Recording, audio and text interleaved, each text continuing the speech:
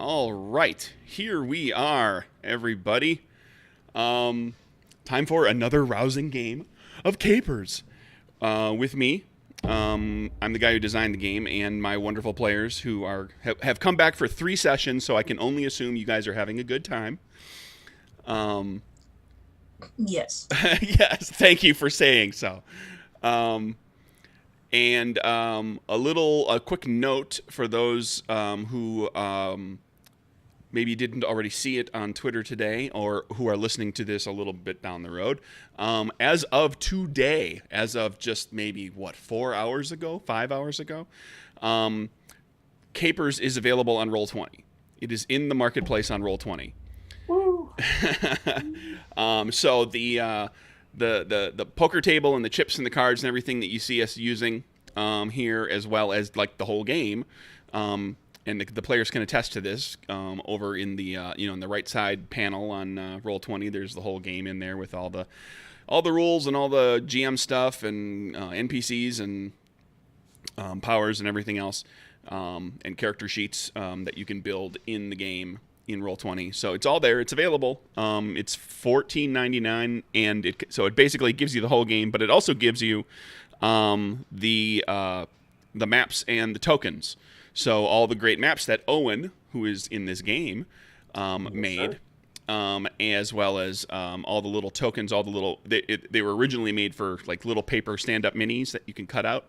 The Roll20 developer turned those all into like waist-up tokens that you can use on the maps in Roll20. So you can do that now. I have no idea if anybody's bought one. I'll let it sit for a while, and then we'll see if maybe it sells. I think it's getting some time on like whatever, like Roll20 has like a what's new page or something like that, something akin to that. So it's getting some time on there too, I was informed. So maybe this will I actually entice some people. saw it right when I logged in. Oh, okay, cool. Oh, nice. I saw it. So it pops up on the home screen or something like that. Yeah, because it was like, just added. So, okay, there you go. right. So Excellent. maybe if you listen to this right now while we're streaming, or if you listen to it within the next day or two, it might still be up there. And if it's not, you can search for it. So that's kind of exciting. Mhm. For those of you keeping track of that too, Capers Noir is continuing forward. We're getting just inching along with stuff. I expect that it'll turn over relatively quickly. I actually got sketches for the comic today. Ooh. Got the first pencil sketches for the comic layout, which is the last big piece of art, the last piece of artwork period that needs to go in. So just about ready for that. Anybody else have anything that they want to announce? That's a no. Nothing at this point. I'm like this close to finishing so many things. Okay, so where were we? Last session, the group went digging around, trying to figure out to confront Seamus and Patrick O'Donnell, the two twins that have been walking around, giving the shakedown to various businesses, including Sully's Pub, where all of you either work or perform or hang out and drink. And you ultimately had a little run-in with those two. How did that go in there? I think Ollie was like first through the door and didn't waste a lot of time. How'd the talk with the O'Donnell boys go? Oh, it was quite the talk. A lot of fists were flying, and I took quite a beating. Yeah, you got your ass whooped. Yeah, I mean, I did a fair amount of whooping in return, but yeah, you were pulling some high cards. And That ace of spades. yeah, and Ooh. it turns out the O'Donnells are no slouches. They are tough fellas. But it kind of escalated very quickly. There was gunfire. Thank you, Rose. There was falling to the ceiling. What? There was Satroka transforming from smoke into solid form, falling from the ceiling, kind of embarrassing herself by failing to do that very well. It would have been so badass, though. And so there was this fist fight going on in the background, and Rose was firing guns, and kind of then, off on the side, Satroka was engaged in like Three Stooges style comedy, where she was trying very hard, but ultimately pratfalling a lot. But she managed to not get herself killed, so we can call that a win. In fact, not die. And I think it kind of wrapped out with there were sirens in the background, so everybody decided to skedaddle, and Kieran found a kind of an interesting way to try to curb future O'Donnell problems. Can you tell us what that was? Yes, I used my hypnotism to convince one that the other one had attacked them, and then continue to sort of play with their mind and reinforce that idea that there may be a little deception, maybe a little jealousy. Right, you continued to verbally support that ruse. Yep. As they got the heck out of there, and you left behind Tommy Terwilliger of Terwilliger's Furniture, who was the one who was getting shook down, to explain to the coppers. But then, of course, at the same time, I want to say Satroka managed to gain herself over the course of the last session, a friend, a fan, a young fan named Johnny, the local newsboy, who it appears has witnessed you using your superpowers, because he was standing. That was not on purpose. That was actually not on purpose. To be careful, Satroka, you might become a stalker. We could make him a sidekick. He could be your Robin. A little Robin costume. Put a little costume on. Oh. Run out there. Little domino mask and short shorts. As long as it's sparkly. Of course it's sparkly. It has to have glitter on it. That's the important part.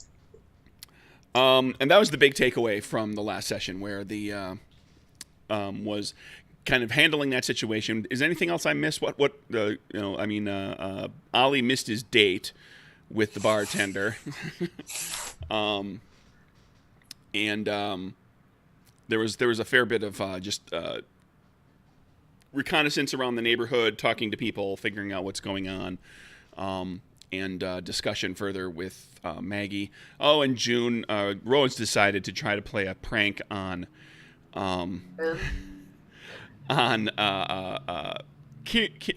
Kieran, but managed to accidentally prank Maggie in the process. And Maggie was a little surly about that, given the day that she had just had. Luckily, she was surly to just about a dozen people. So. Yeah, she was surly to a lot of the people, trying to figure out who it was that pranked her by basically encasing her telephone in rubber bands.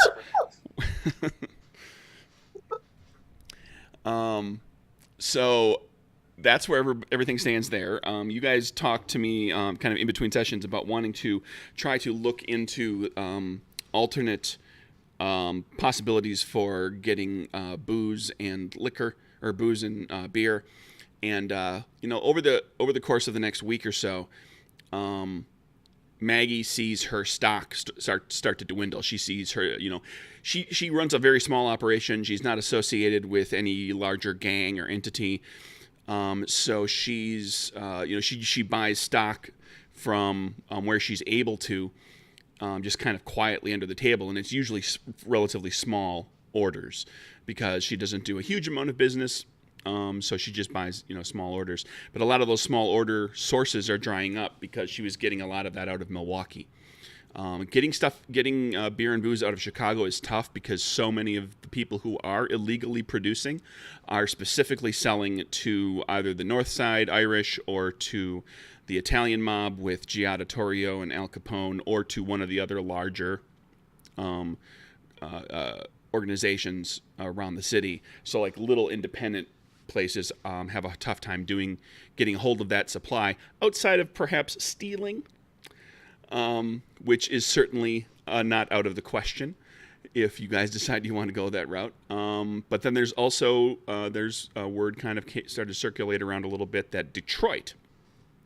There's a number of gangs in Detroit that are importing directly from Canada across the river, and Detroit, being Motor City, has all sorts of access to. There's a lot of vehicles. There's a lot of cars. There's a lot of motor companies in and around Detroit, and they've turned. Some of these gangs have kind of turned their business toward, in addition to having their own speakeasies and casinos and things, they're delivering to other places in the Midwest.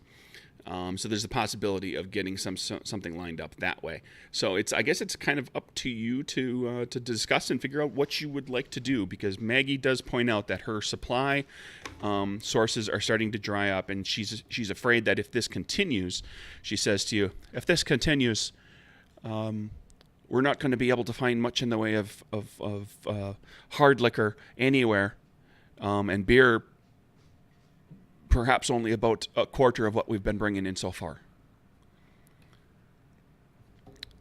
We can make something happen, don't worry. I know just the people who can help. That sounds so nefarious.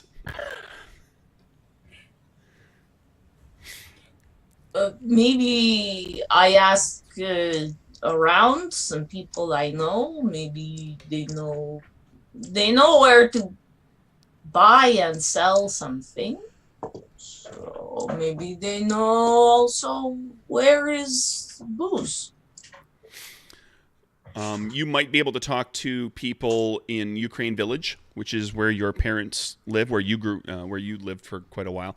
It's a area just kind of southwest of where you are that is heavily Russian neighborhood, and it is there's always people that are making their own liquor. And being Russian, there are people making vodka, so you might be able to buy some there. But then it's it might also kind of become a question of just like for those places that are selling more, that are like not legitimate, but like real businesses, real speakeasies and bars. Where are they getting things from? So it's a question of kind of delving into that a little bit. Yeah. What do you think I should do? Who I should ask?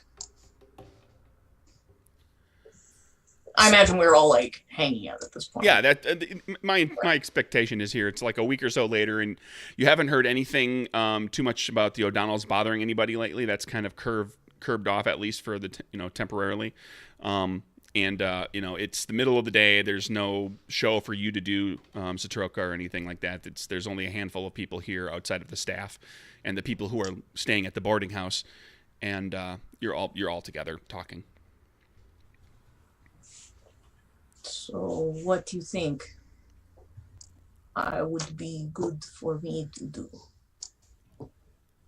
Well, if you've got any contacts to speak to, anyone you can reach out to who might be able to supply us with booze, it would certainly be appreciated. Yes, I ask. I get us maybe vodka. Okay. Rose, do you have any contacts that you can reach out to? Anyone who might know where we can get some more booze? I don't really have any contacts with anyone who might be able to procure us goods such as booze, but Sasha did tell me that the Canadians may be selling booze along the border. So that might be something to look into. All right. I know another possibility would be we could always try to reach out to the Irish, see if we could get booze from them at a reasonable price. And we could always try stealing it from someone, like the Italians. Yes, but problem with stealing is we steal from them, they are angry, they find out it's us, they come back, maybe they steal from us, or they break things. Unless, of course, they think it was someone else who stole from them. Oh, yes, but that is much work. We don't necessarily have anything right now that could allow us to frame someone. Me personally, I don't think I'm clever enough to pull off something like that. No, my mother always say I am strong like ox, smart like tractor.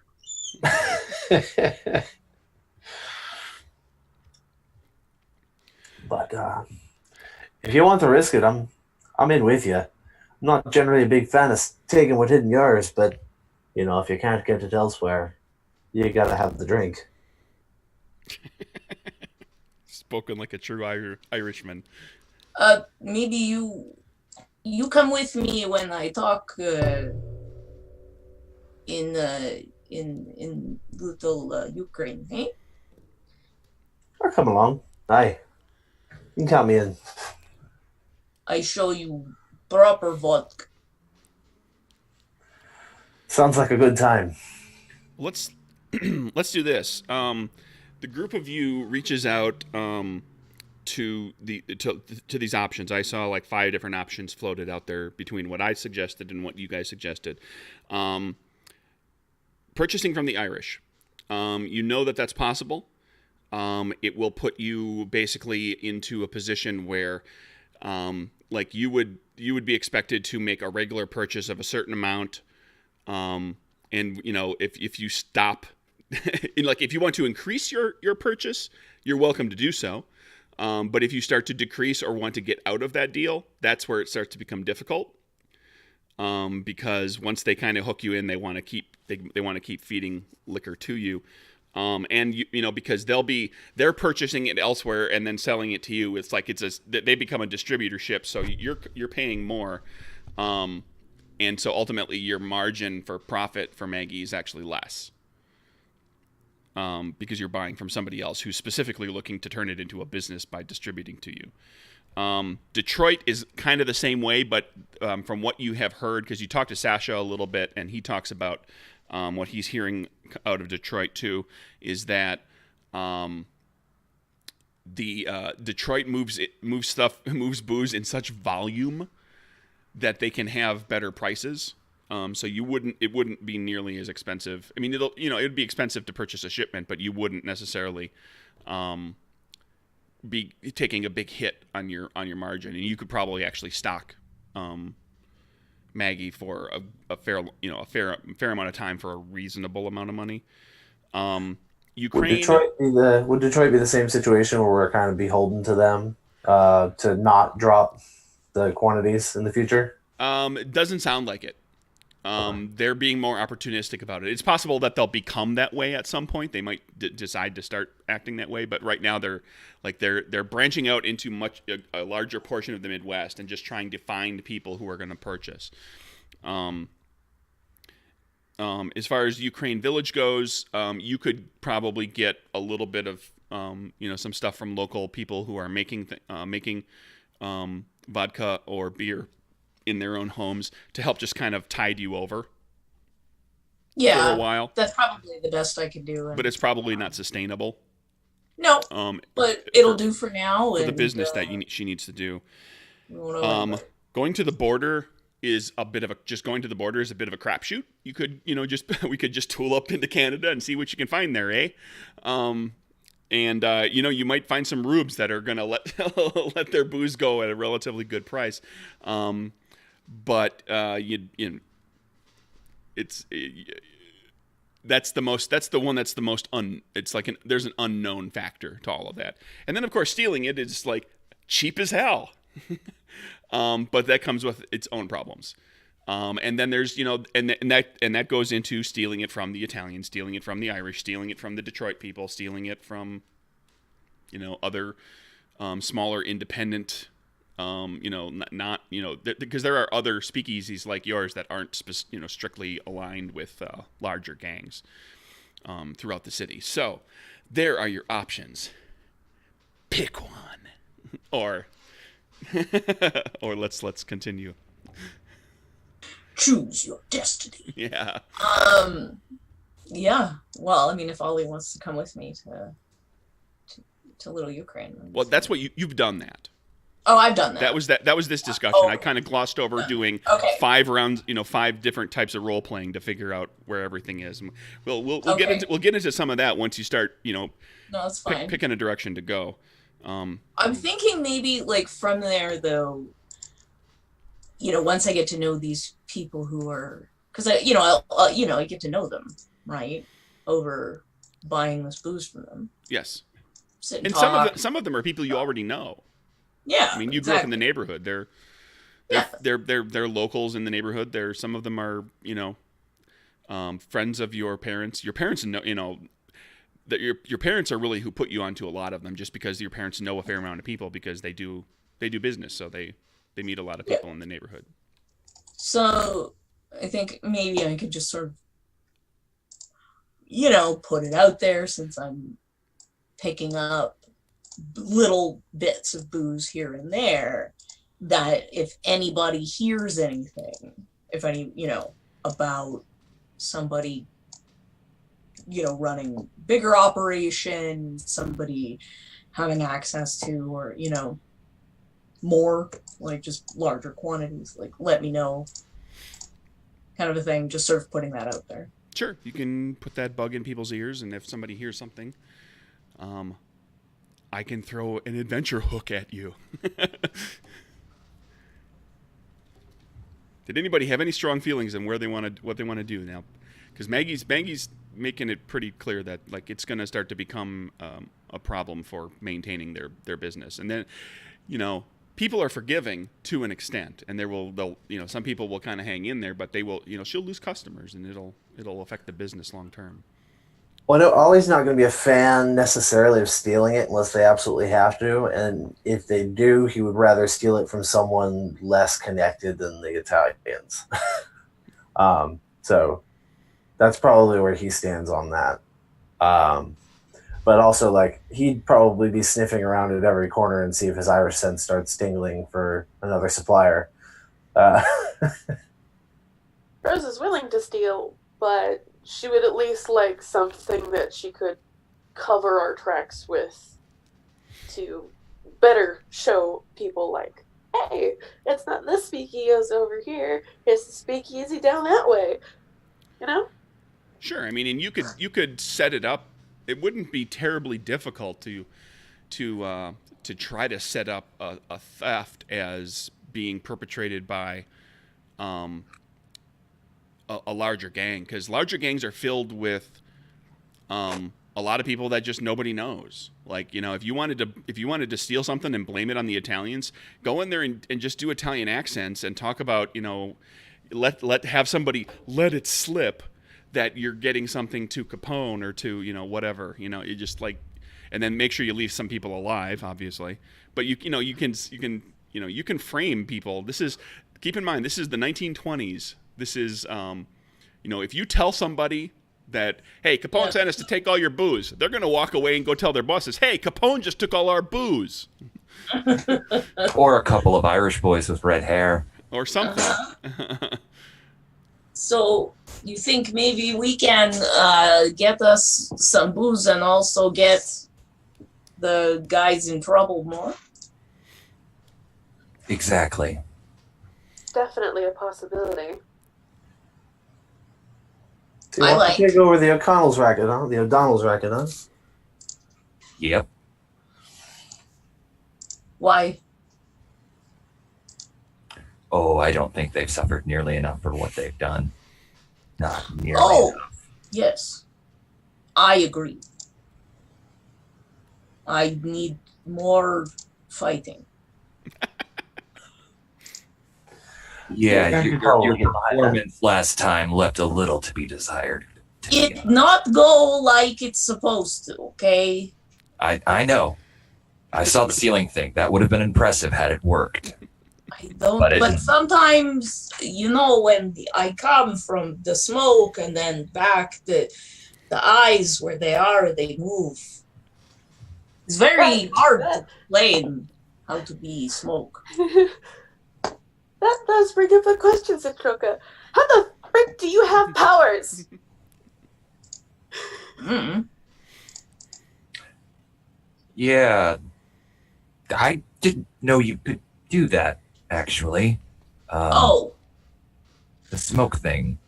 I not show to most people because, well, is how I do many things that I like. And you, Kieran, what the heck did you do to that guy? He was just standing there, and you were just staring at him. Yes. What the heck was that? Like Satroka, I have a gift. Several gifts, actually. You haven't seen all of them, but... Oh, yes, I can do other things, but... Am I the only one in this group that doesn't have powers? Oh, I wouldn't say I have any powers now. Not like the sensational stuff they put in the paper these days. I just have the blessing of the good Lord on my side. He protects me, watches my back, keeps me from taking too much harm. Apparently makes it so you're suddenly not drunk anymore. Oh, no, that's maybe a talent I've picked up over the years. When you drink as much as I have, you can kind of shrug it off. Yeah, most people can't shrug it off like that. I call it a gift. Sure. I not tell you how. One day I just can.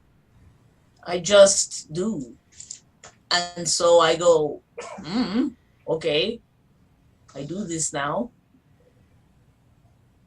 It doesn't hurt. I feel very strange. First time was very hard. Become smoke and then become person to return to body. It was very hard. But now I do for a couple years. Not so hard. But I not fight. Most of time I because I am smoke, nobody know it's person. So no. It's an impressive talent. Very useful, I'm sure.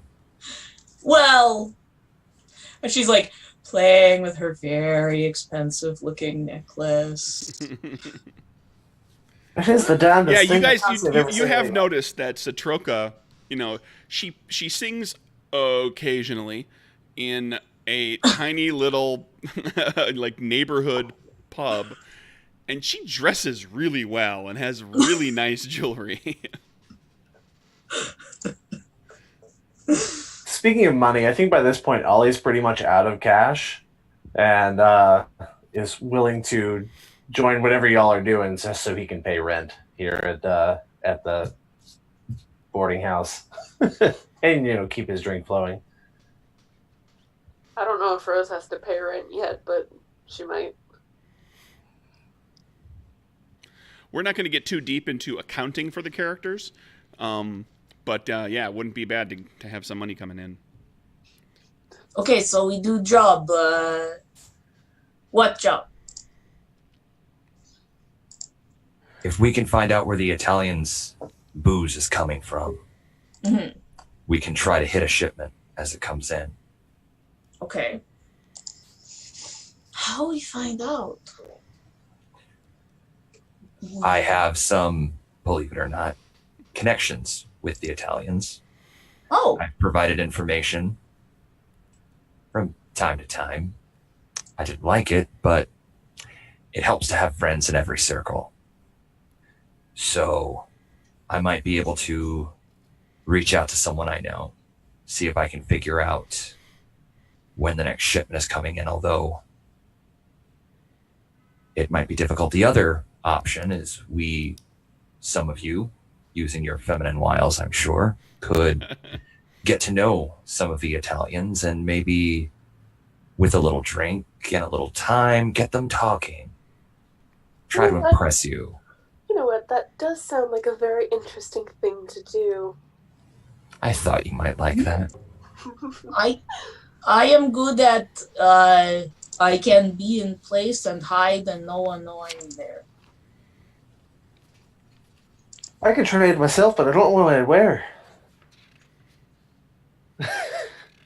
Not really fond with hitting the Italians, but I have to admit that doesn't sound good to me either. But seeing as how times are kind of dire at this point in time. I don't intend on us getting caught.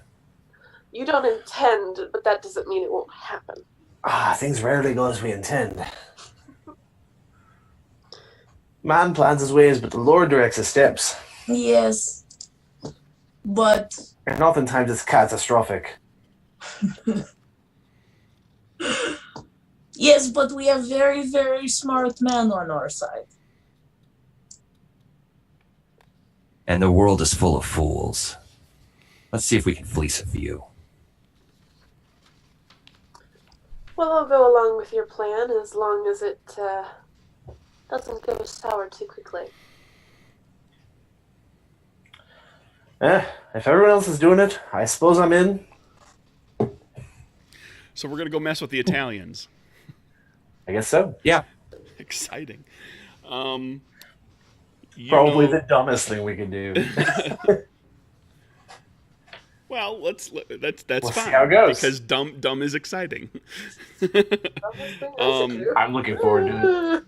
You've got probably ground zero for talking to people who actually know something about what's going on would be the Hawthorne Hotel in Cicero. Okay. That's it's kind of the outfit's suburban headquarters. In that a number of high-ranking members live there. It has kind of back quote unquote hidden away. The casinos are the speakeasies. The bars are hidden, but they're not hard to find. And Cicero is very much in the pocket of Torrio and Capone. All of the law enforcement and the politicians in Cicero. That's why, actually, Capone and Torrio are there, because they were in downtown Chicago, and the heat started to come on them because they had too many people that they didn't have influence over. So they bugged out, and they still sell all over the place, but they headquarter in Cicero, which is pretty much, under their sway. Right next door to it is a place called the Hawthorne Smoke Shop. Which is a smoking parlor and it's rumored to have like those back of the house private gambling get-togethers where it's like the high rollers, the big stakes guys get together and gamble. And then also right nearby is a place that's called the Ship, which is a very lucrative casino and bar that's owned by Capone. So those three locales are frequented quite a bit by all manner of Italian mob personnel at various levels who might know things about shipments. How do the Italians feel about the Russians generally? Well, there's a certain level of animosity between every ethnic group. Oh yeah. Just because they all do tend to be fairly insular. Mm-hmm. Now, keep in mind when I refer to the Irish Northsiders or the Italian mob, they're not all Irish and they're not all Italian. No. They do tend to be either of that ethnicity amongst the higher ups.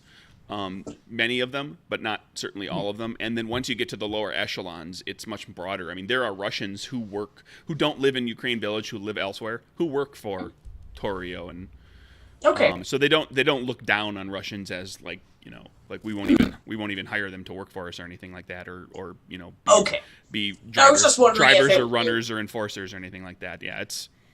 I was just wondering if it would be like you would be a gigantic. You will not be a giant beacon if you walk into any of these establishments. All right. Then I'm good with. I'll dress up nice, look nice for the Italians, and brush up on my drinking songs. Craig, would I be able to spend a moxie to control the narrative? It depends on what you want that narrative control to be, It's but yeah, that's one of the something things. something fairly small. Yeah, that's one of the things I you would can like do. to say that my character has an alias among the Italians named Jimmy Ciparelli. Okay. That he's provided a couple of helpful. He's let the Italians know a couple of times where the Irish were going to basically before either they were going to get hit or provided them with information on like where lucrative things were that they could go and pursue or basically fed them information. Right. You've informed on the Irish to the outfit as this Jimmy Ciparelli. Right. And he's garnered some, not a huge amount of favor, not with anyone like high up in the organization, but No, let's but say like a mid-level boss or there's something. some people know the name. Some people know the Yeah. name. So you've got a persona to work from. Sure. Right. That's a perfectly valid use of Moxie for that. Okay. Just explaining to people watching, Moxie can be spent in addition to mechanical benefits. It can be spent for narrative type things, and that's one of the things you can do is you can modify or kind of adjust the narrative to, as long as it's not something that like it's not giving Kieran like an automatic in to find the information that he wants. He still has to go and talk to people and try, but it gives him a persona to work from. It gives him kind of a benefit. It gets me in the door. Yeah, it gets you in the door and it gets you a chance to talk to somebody. Rose is going to dress up for the occasion, try and make fancy. herself look presentable. Maybe not go in with a wig this time, but, you know, enjoy herself by wearing a liquid nightdress. Is Ollie going to dress up? Does Ollie dress up? Ollie dresses up in the best that he has, which is exactly what he wears every day. Kieran will supply Ollie with maybe not a nice suit, but a decent suit. Okay, he'll wear the suit. He'll just Probably kind better of than what Ollie has. definitely better than what Ollie has. Single-breasted, no vest, just a jacket and tie. And he looks horrendously uncomfortable in it, like squirming the whole time. Yeah, if you get into a fight, you can feel it right now. Like if you have to get into a fight, you're gonna tear these sleeves out. Mm-hmm. You're gonna shoulders rip the sleeves. rip one punch. And then you'll be wearing a muscle shirt underneath that says sleeves are bullshit. Yeah. Yes, absolutely. Heading to so where are you heading to the hotel? Yeah, we'll head to the Hawthorne. Okay. The group does not have a car, so you're cabbing it. Nobody in the group has a car yet, unless somebody wants to steal one. Okay, so you get a cab over to Cicero. Hey, I could, but it's a lot of work to hide the car after. And, is there a public transit system yet in the 20s? I don't remember the L was built. I want to say there's an L train, yeah, in the loop. That's nowhere near where you are. Okay. There's probably I'd have to take a look for sure, but buses are possible, but they may not get you everywhere you want to go. Yeah. I think Cicero's cabs are more reasonable too. Cabs are pretty. I mean, they're like everywhere because cars are like they're not brand new, but they are very much kind of the newfangled, and so you can all pile into a cab easily enough. It's a bit of a drive, but not the end of the world. You get out to the Hawthorne. It's a hopping and rocking place. There's people coming in and out. You can hear music kind of coming just very faintly from the back somewhere. It's a nice hotel, but not like super opulent. It's not like the super fancy stuff that's in New York City, right on Central Park. But it's an old masonry building. That has like marble floors, and there's chandeliers in the lobby and all that. And there's out in front. There's a couple of smoking parlors off to the side. All the typical hotel accoutrement of a main desk, and there's bell service and all that stuff. And then you see people that are pretty clearly like they're like couples that are beelining it, not for the stairs or the elevators to go to the rooms. They're like heading down through the back of the lobby toward where the music is coming from. And so the group of you can make your way there easily enough. and in there's a very large bar that's back there, saloon, that's got some amount of gambling going on. It's not the ship. It's not the big gambling. It's not a full casino, but it's got. You see that there are blackjack tables and some people that are playing poker over toward the side on one side, and then there's a bar and there's a stage and there's a band that's up there. And this is like a pretty good size, like a 12-piece band. And they're playing right now. They don't have a singer up there. They're playing instrumental music, and there are some people who are dancing. And Jimmy Ciparelli, you take a look around, and you spot a fellow that you know. Okay. You don't recall his last name because you haven't spent a lot of time with these people, but Right.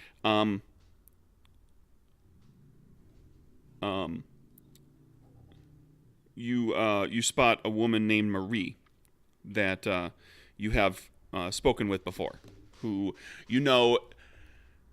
she's not high ranking in the organization, but she's she's not just some driver or runner or anything like that. Okay. I walk over to her. Marie doll. How a Jimmy! trick. It's so good to see you. It's good to see you. You look like $1 million. You're too kind. As always. As You're always. Too kind. You're always such a smooth talker, Jimmy. Such a smooth talker. So who Only to the prettiest girl. Now, you kind of separated yourself from your friends when you walked in, but you kind of she looks over your shoulder a little bit and says, "So who are your friends? You bring them out here for a good time? It's a good place for it." Hey, the only place for a good time in this town. Am I right? I can't complain. I'm here all the time myself. So I point over, wave you guys over. I go, come on over here. I want you all to meet somebody. This is Marie. She's a regular.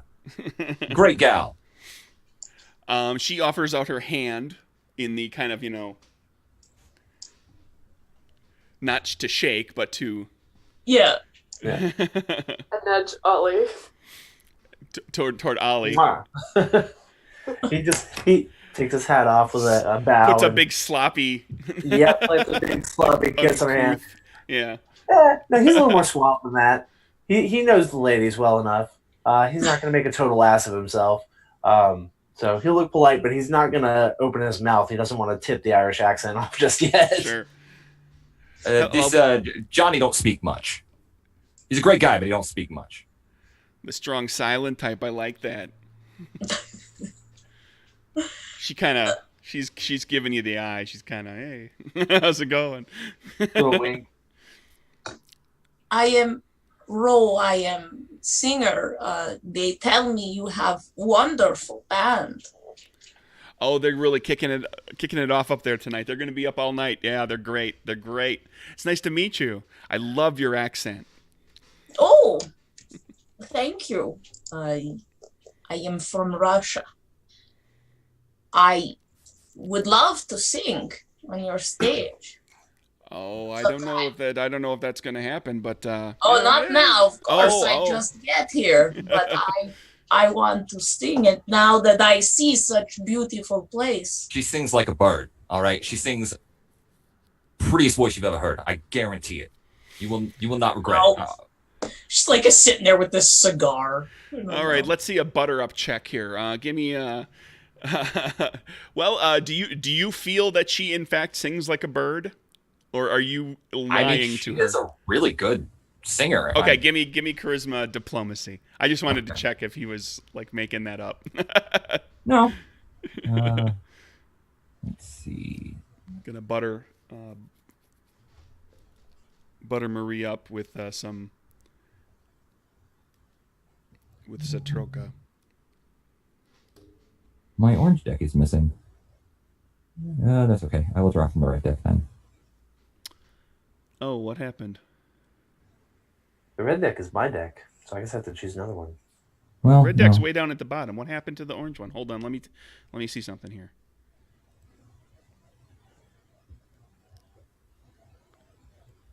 Oh, there it is. It's back now. Cool. So,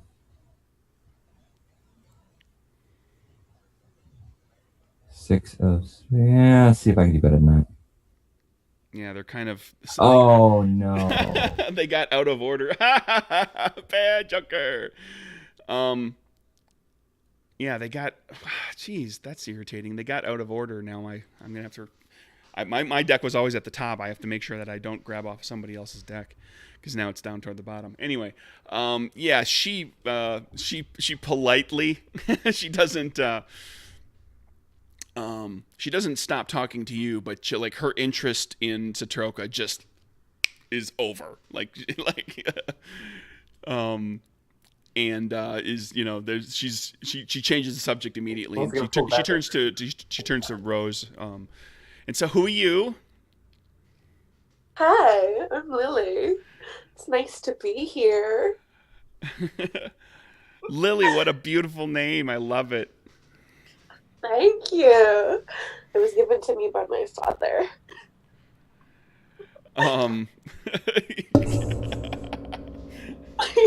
I wasn't expecting the giggle. She kind of really good.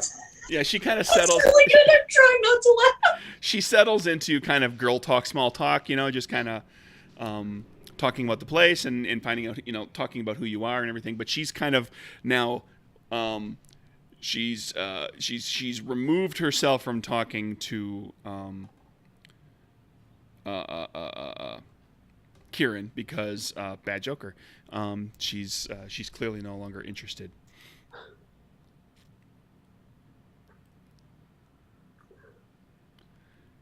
All right. Well, I'm gonna grab a drink and go hang around near the band.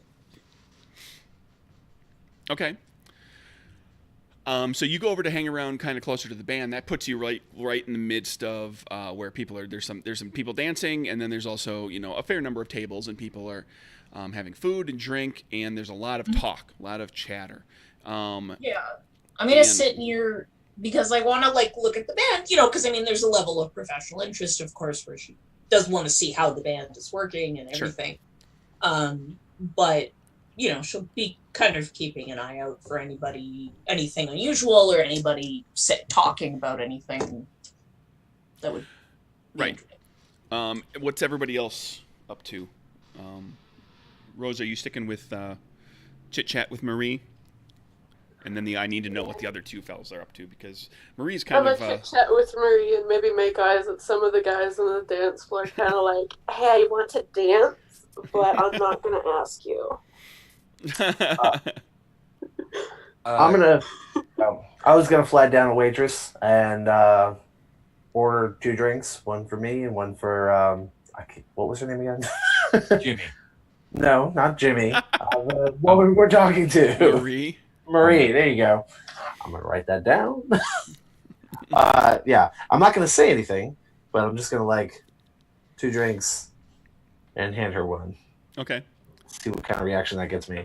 And what's Jimmy up to? Jimmy's going to head over to the bar and order a drink and see if he can chat up the bartender a little bit. Okay. Why don't we, Kieran, give me...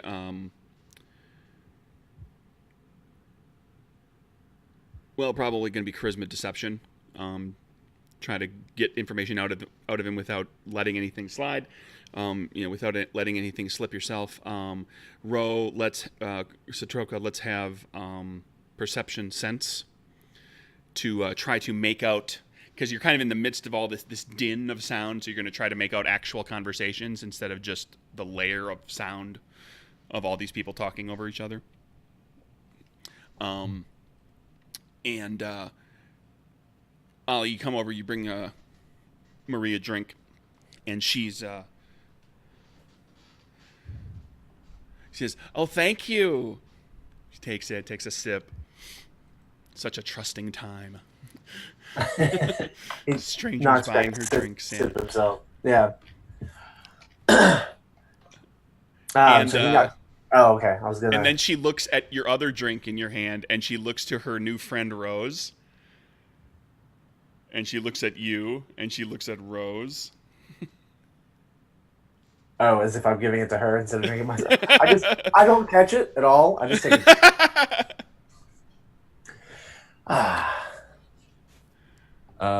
Could I spend a moxie to try to draw another card? You can, sure. My card draws have not been great. That's No, I think I'm gonna have to do that too.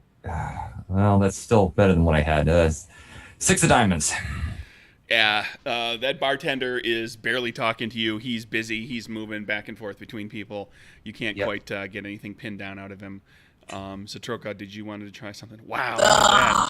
Forget it. Look at all those low cards. Ooh. Back with Rose. Marie says to you, like kind of quietly, almost like leans in, almost whispers in your ear. What did Ollie? How did Ollie introduce himself? What was the name? I didn't give a name. No, but I gave the name of Johnny. Johnny. Okay, so I'm Johnny. So your friend Johnny seems to like me. What's he like? Tell me all about him. Oh, he's such a sweetheart. He usually helps women open the door. He lets them go first. He really likes dancing, but I guess he's not feeling it tonight. She chit-chats with you a little longer, kind of sips her drink. She hands the half. She finishes like half the drink. She hands the other half. Hands the glass to you. And then she walks over and she grabs Ollie by the hand and starts dragging him onto the dance floor. Ollie walks right along with it. He's not going to miss at all. Ollie loves to dance. So is Ollie good at dancing? I would say so. Maybe not like in any kind of refined sense, but he's done his fair share of kind of rowdy, reckless dancing. Okay, and like they're doing stuff like the Charleston and stuff, so it's like upbeat kind of stuff. Yeah. And it's steps that like kind of everybody knows. He can keep up with that.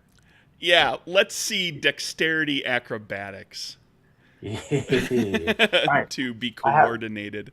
Agility, okay. acrobatics. Yeah. I do not have acrobatics, but I do have 2 in agility, so I get to draw 2.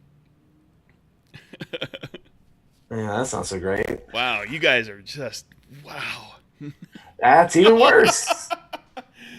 I'm gonna fumble my way through that. Do you want to try to impress her? Do you want to take one more shot at that? I'm not gonna spend a moxie on that.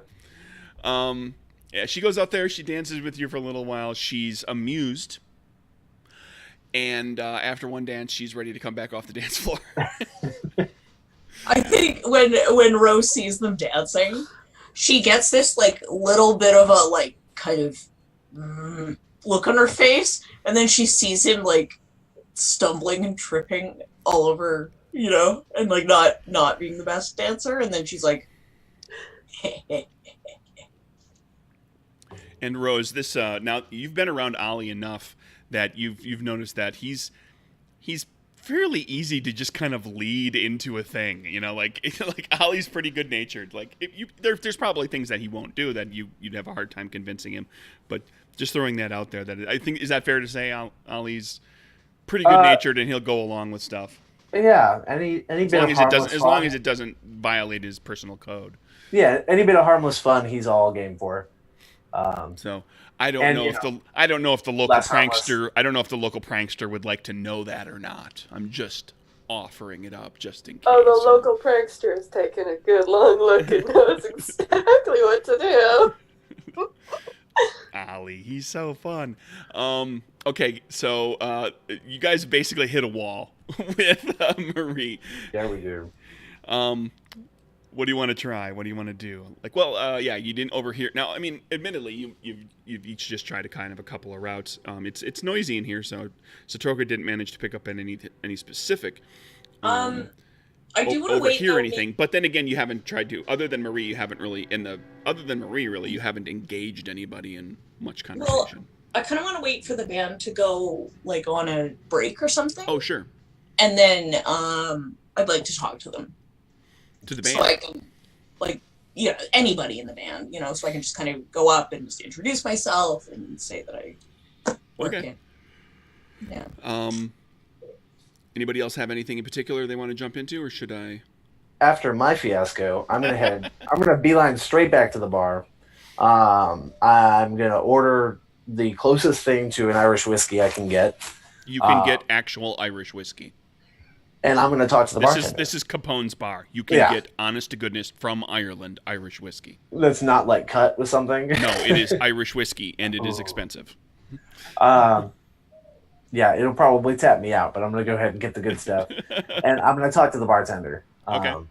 So I don't know if you want to do row first or whatever. But. Well, we can kind of hit both of you while I talk to the other two people. You guys can make your check. So, Satroka, this is, I think for both of you, probably charisma deception.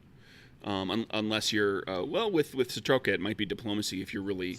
Oh yeah, if you're playing, I wasn't necessarily gonna lie. Playing it honest as far as who you are, because you're literally, potentially looking at an actual gig. Exactly, and and then I might just kind of bring up the booze thing, just in case maybe. Sure. Okay. So that's charisma, diplomacy, and then I guess Ollie, whatever seems appropriate for you, charisma with. I don't have either modifier, so I guess it really doesn't matter if I do diplomacy or deception. That's fair enough. The approach he was going to take is pretty much comment on, damn, this is good liquor. Ollie, I'm gonna give you advantage on your check because as soon as you order the expensive Irish whiskey, the bartender takes an immediate interest in you as somebody who will potentially spend more and tip well. Okay. Because the expensive stuff, it's like, oh, hey, this guy's got money, as far as he knows. As far as he knows. Yeah. I'll stick with that. Yeah. I didn't even need the advantage. There we go.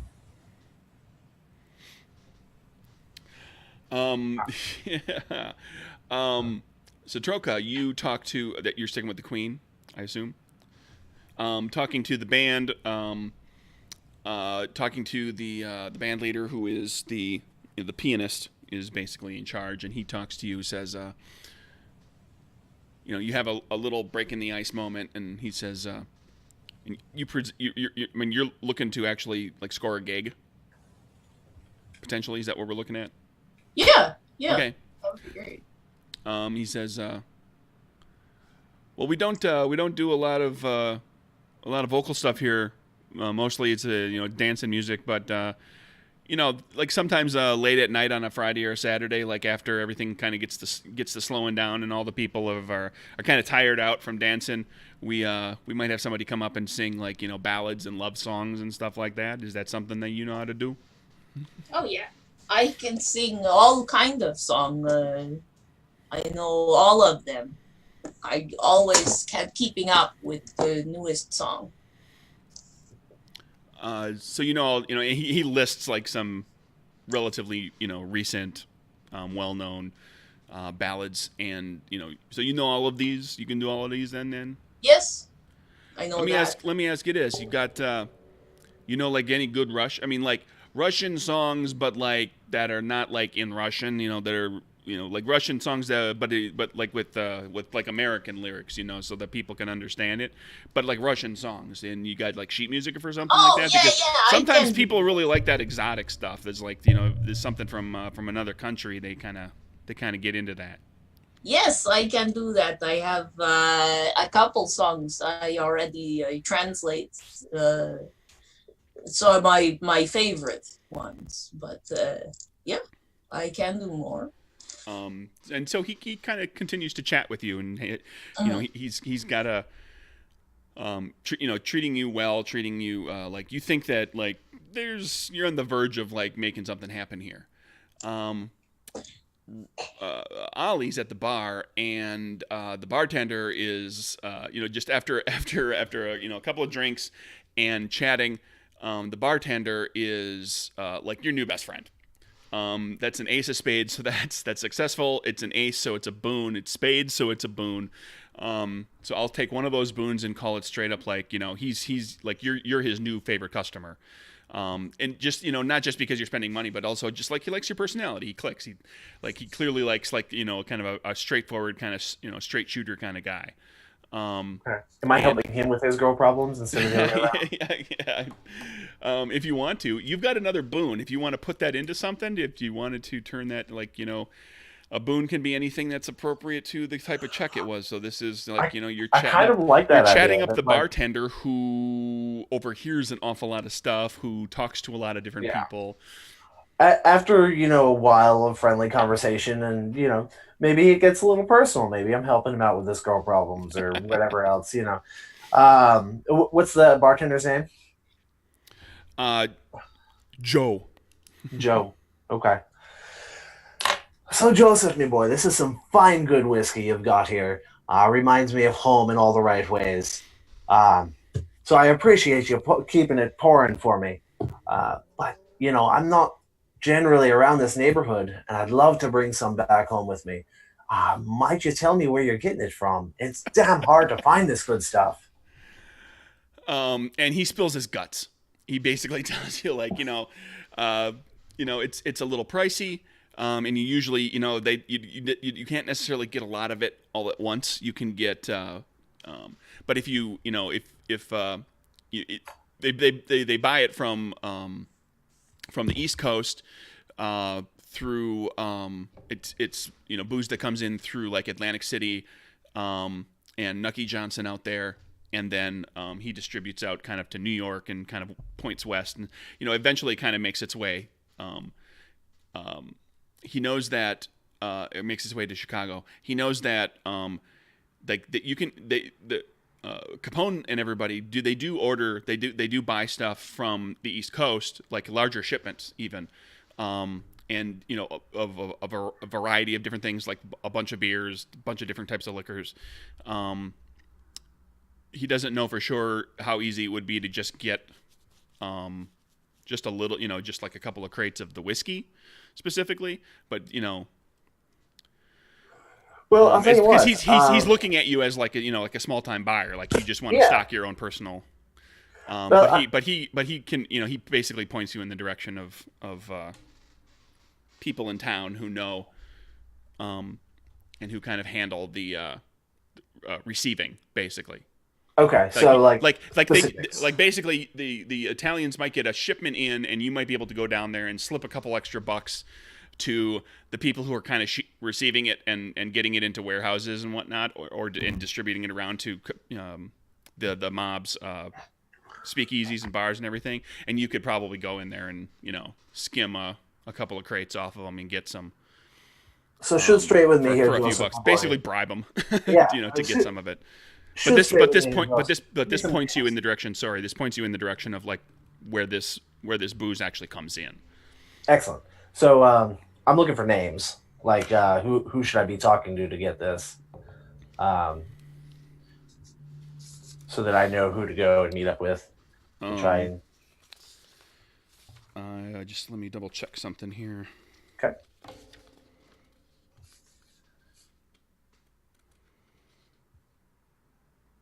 Where to go? Giuseppe Sacamano. Giuseppe Sacamano. There's a mouthful. There's an Italian name, right? Is this guy Italian? Yeah, I'm actually going to ask that. Italian, eh?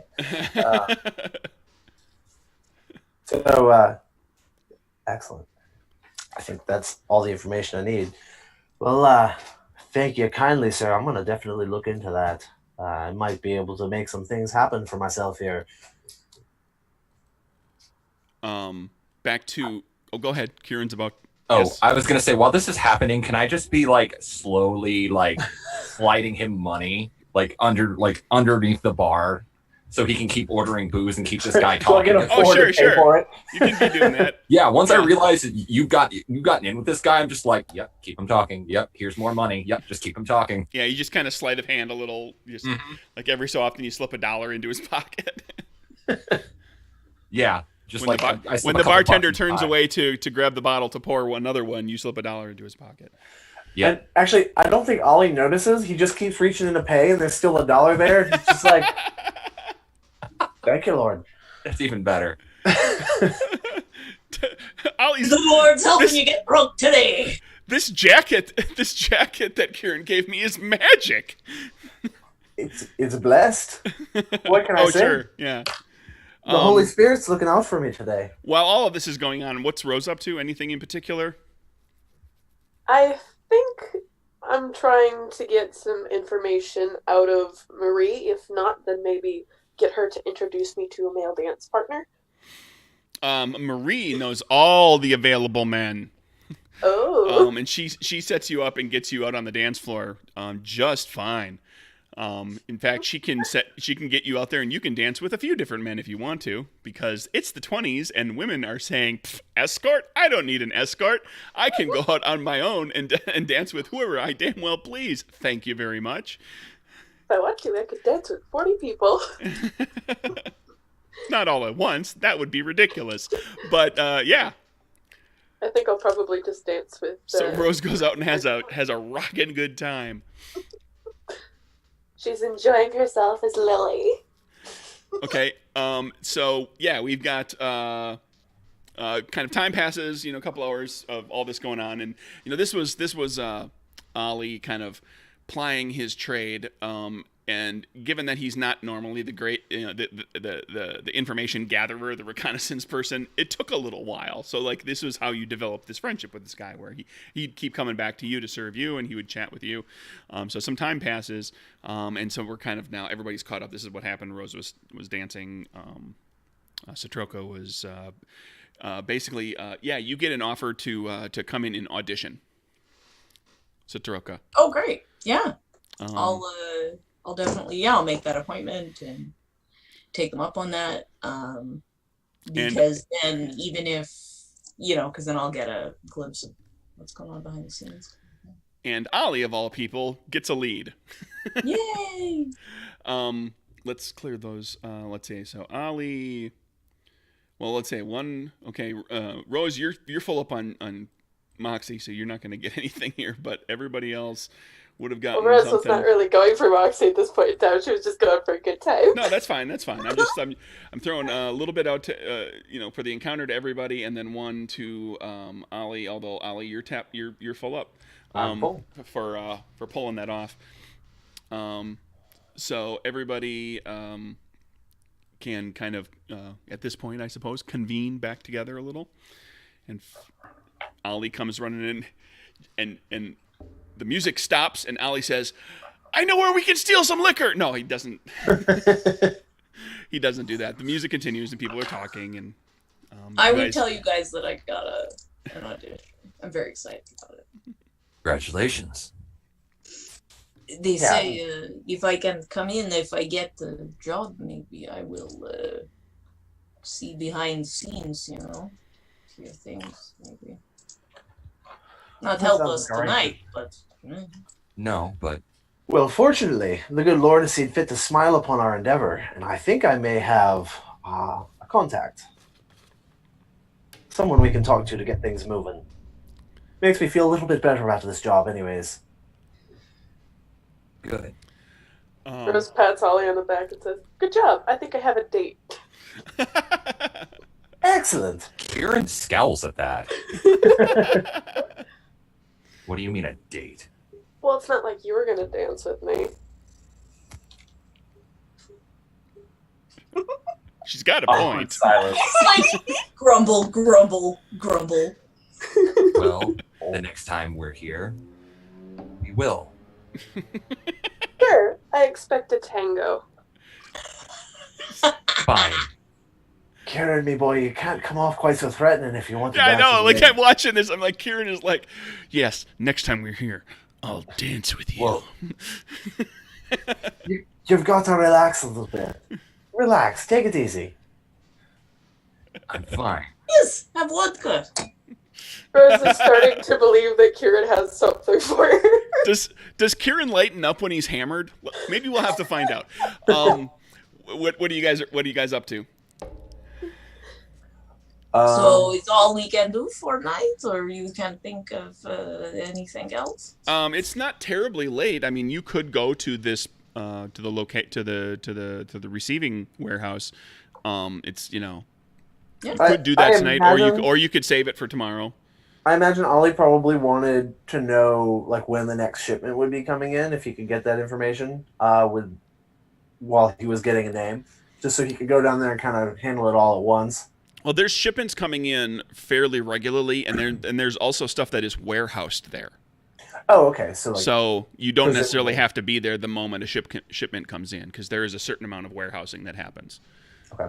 It's basically a distribution hub. All right. To all the to not all, but to a good number of the Cicero speakeasies, which are all pretty much owned. The vast majority of what's in Cicero is owned or in some way controlled by the Italians. So you want to go tonight? We can go. That's up to you all. I'm down for having a good time here as well. Let's. I mean, the music's hopping and the drinks are flowing and the ladies are mighty fine. And this jacket is just full of dollar bills. I seem to be having all kinds of luck tonight. Maybe I'll try my hand at the gambling table. Oh. I would like to try gambling. Have you never All right. gambled before? I have, but not with blessed money before.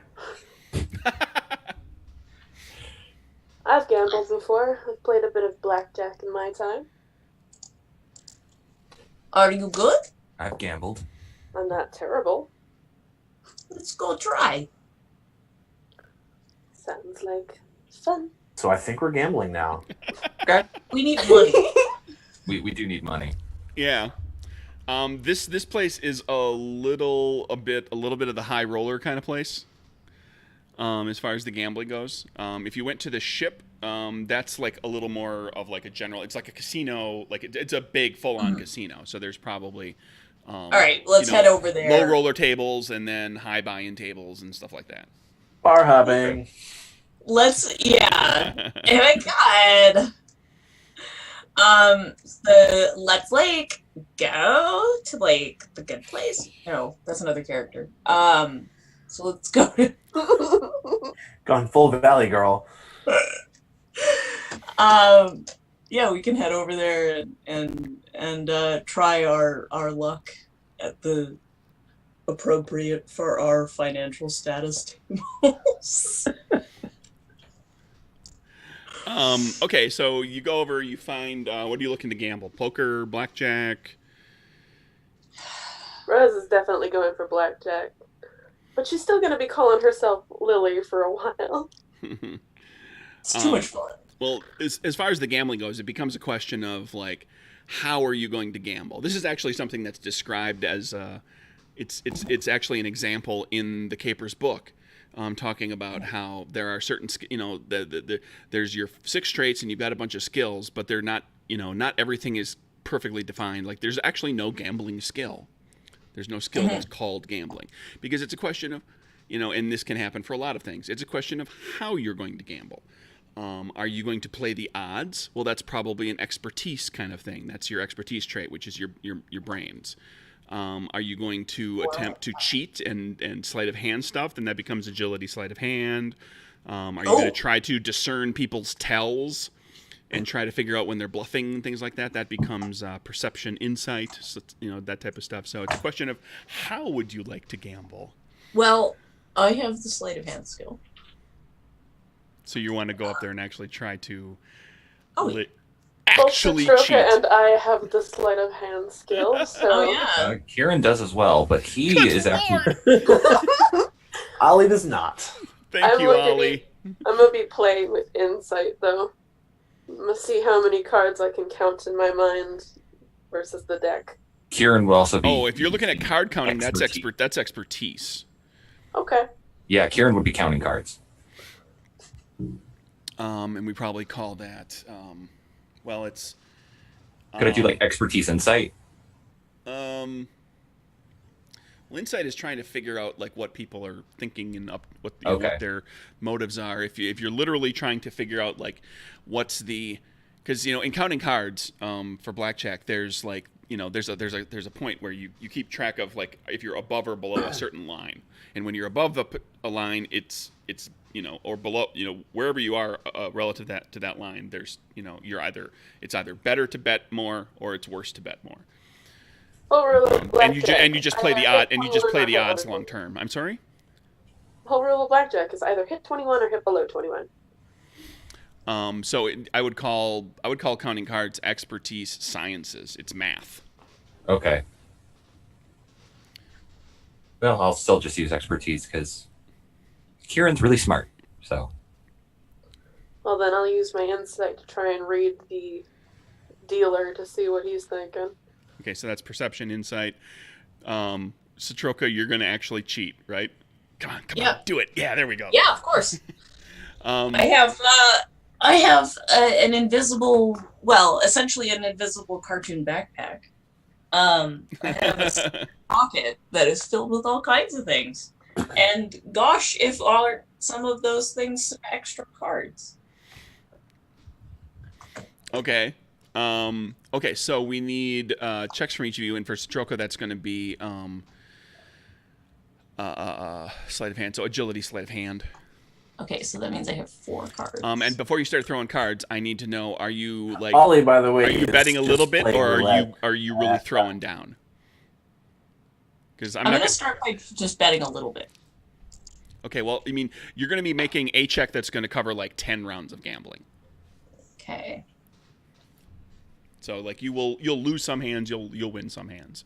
Kieran's going to bet modestly. Okay. He's going to bet. Nobody's going to throw their life. Nobody's going to throw their life savings down. Not yet. Ollie is. Ollie's got $5. Yep. Well, I mean, Ollie's feeling very lucky after the previous. Is Ollie just gonna play straight? Yeah, he's gonna play straight. There he's we gonna go. play roulette, which is an odds game anyways, and he's gonna put it all on the table on the first spin. Okay. And I'm saying he's playing it before, so I'm just gonna pull out expertise. Like he's played roulette before. There's a strategy, such as it is. The strategy is put your money down and just hope. Yes, pretty much. Always bet on black. How many spots are there on a roulette wheel? 30 something? 30? I don't remember. I gotta double check that. I don't really know roulette. I think so. I don't really either. I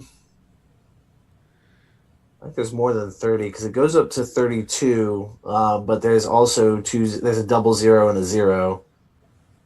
That goes up to 34 or 36. 36 with 36. Plus the 0 and the 00. Plus the zeros, yeah. So it's technically 38 total.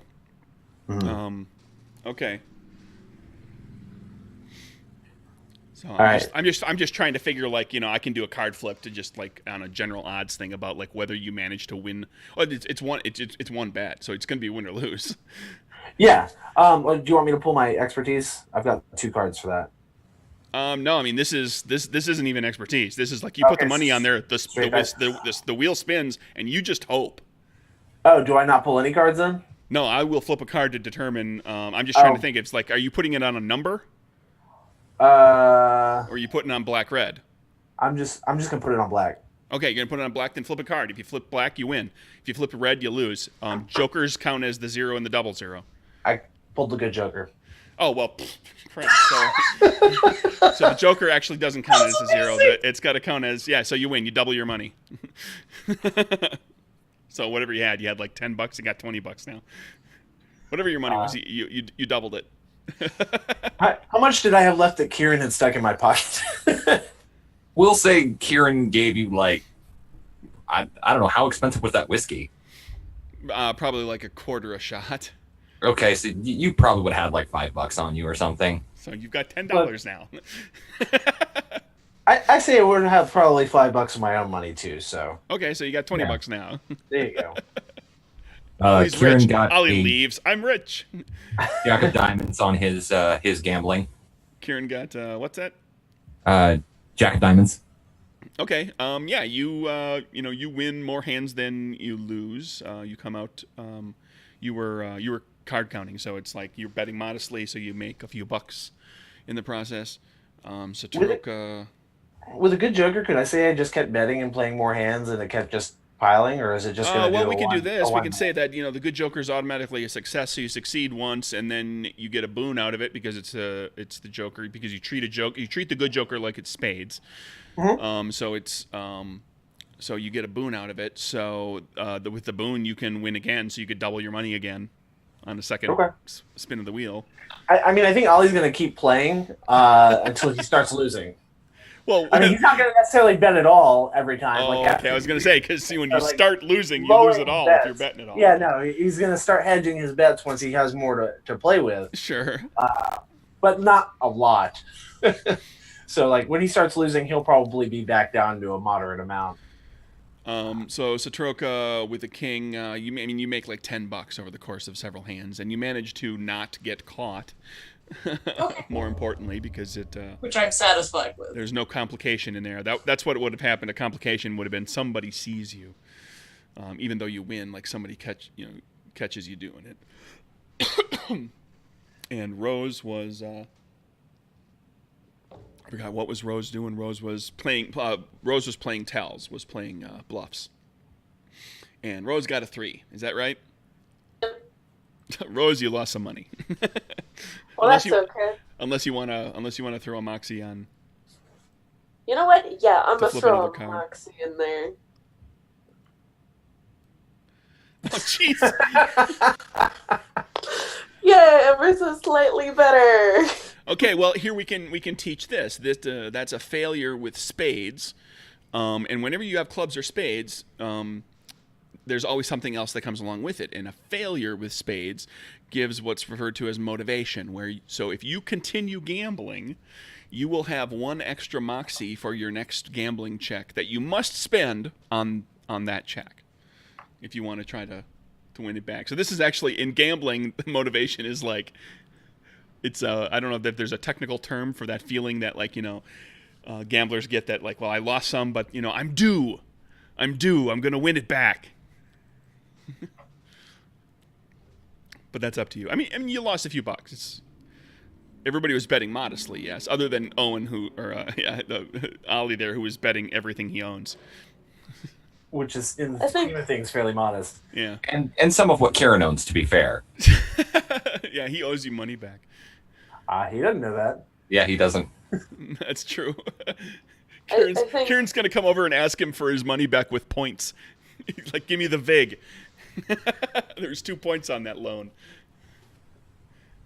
I think I will bet again, but this time I'm going to try and bluff or like fudge my cards. So you're gonna sleight of hand, agility sleight of hand. You're gonna try to cheat over the course of several hands. Okay. Can I assist her with cheating? Using sleight of hand, like.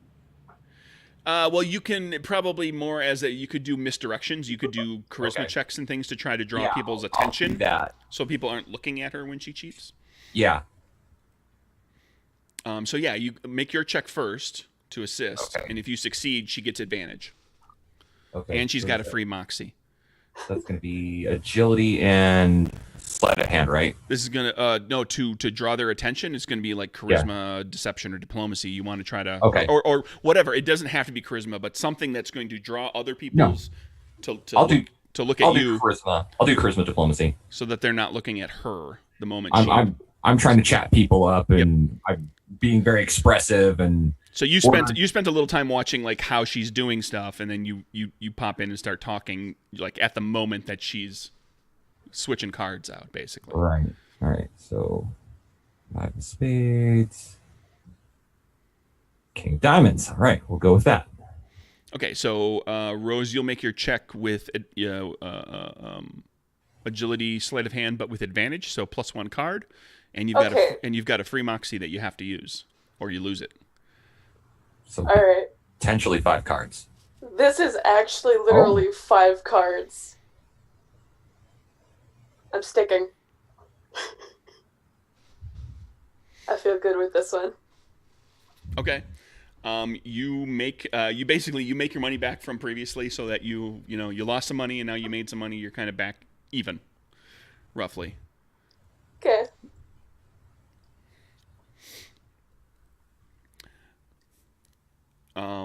Ollie, gonna bet the bank again?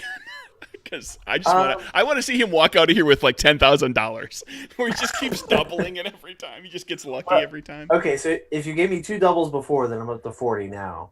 So I'm gonna bet 30 of it and just hang on to 10. Okay, you're gonna bet red or black?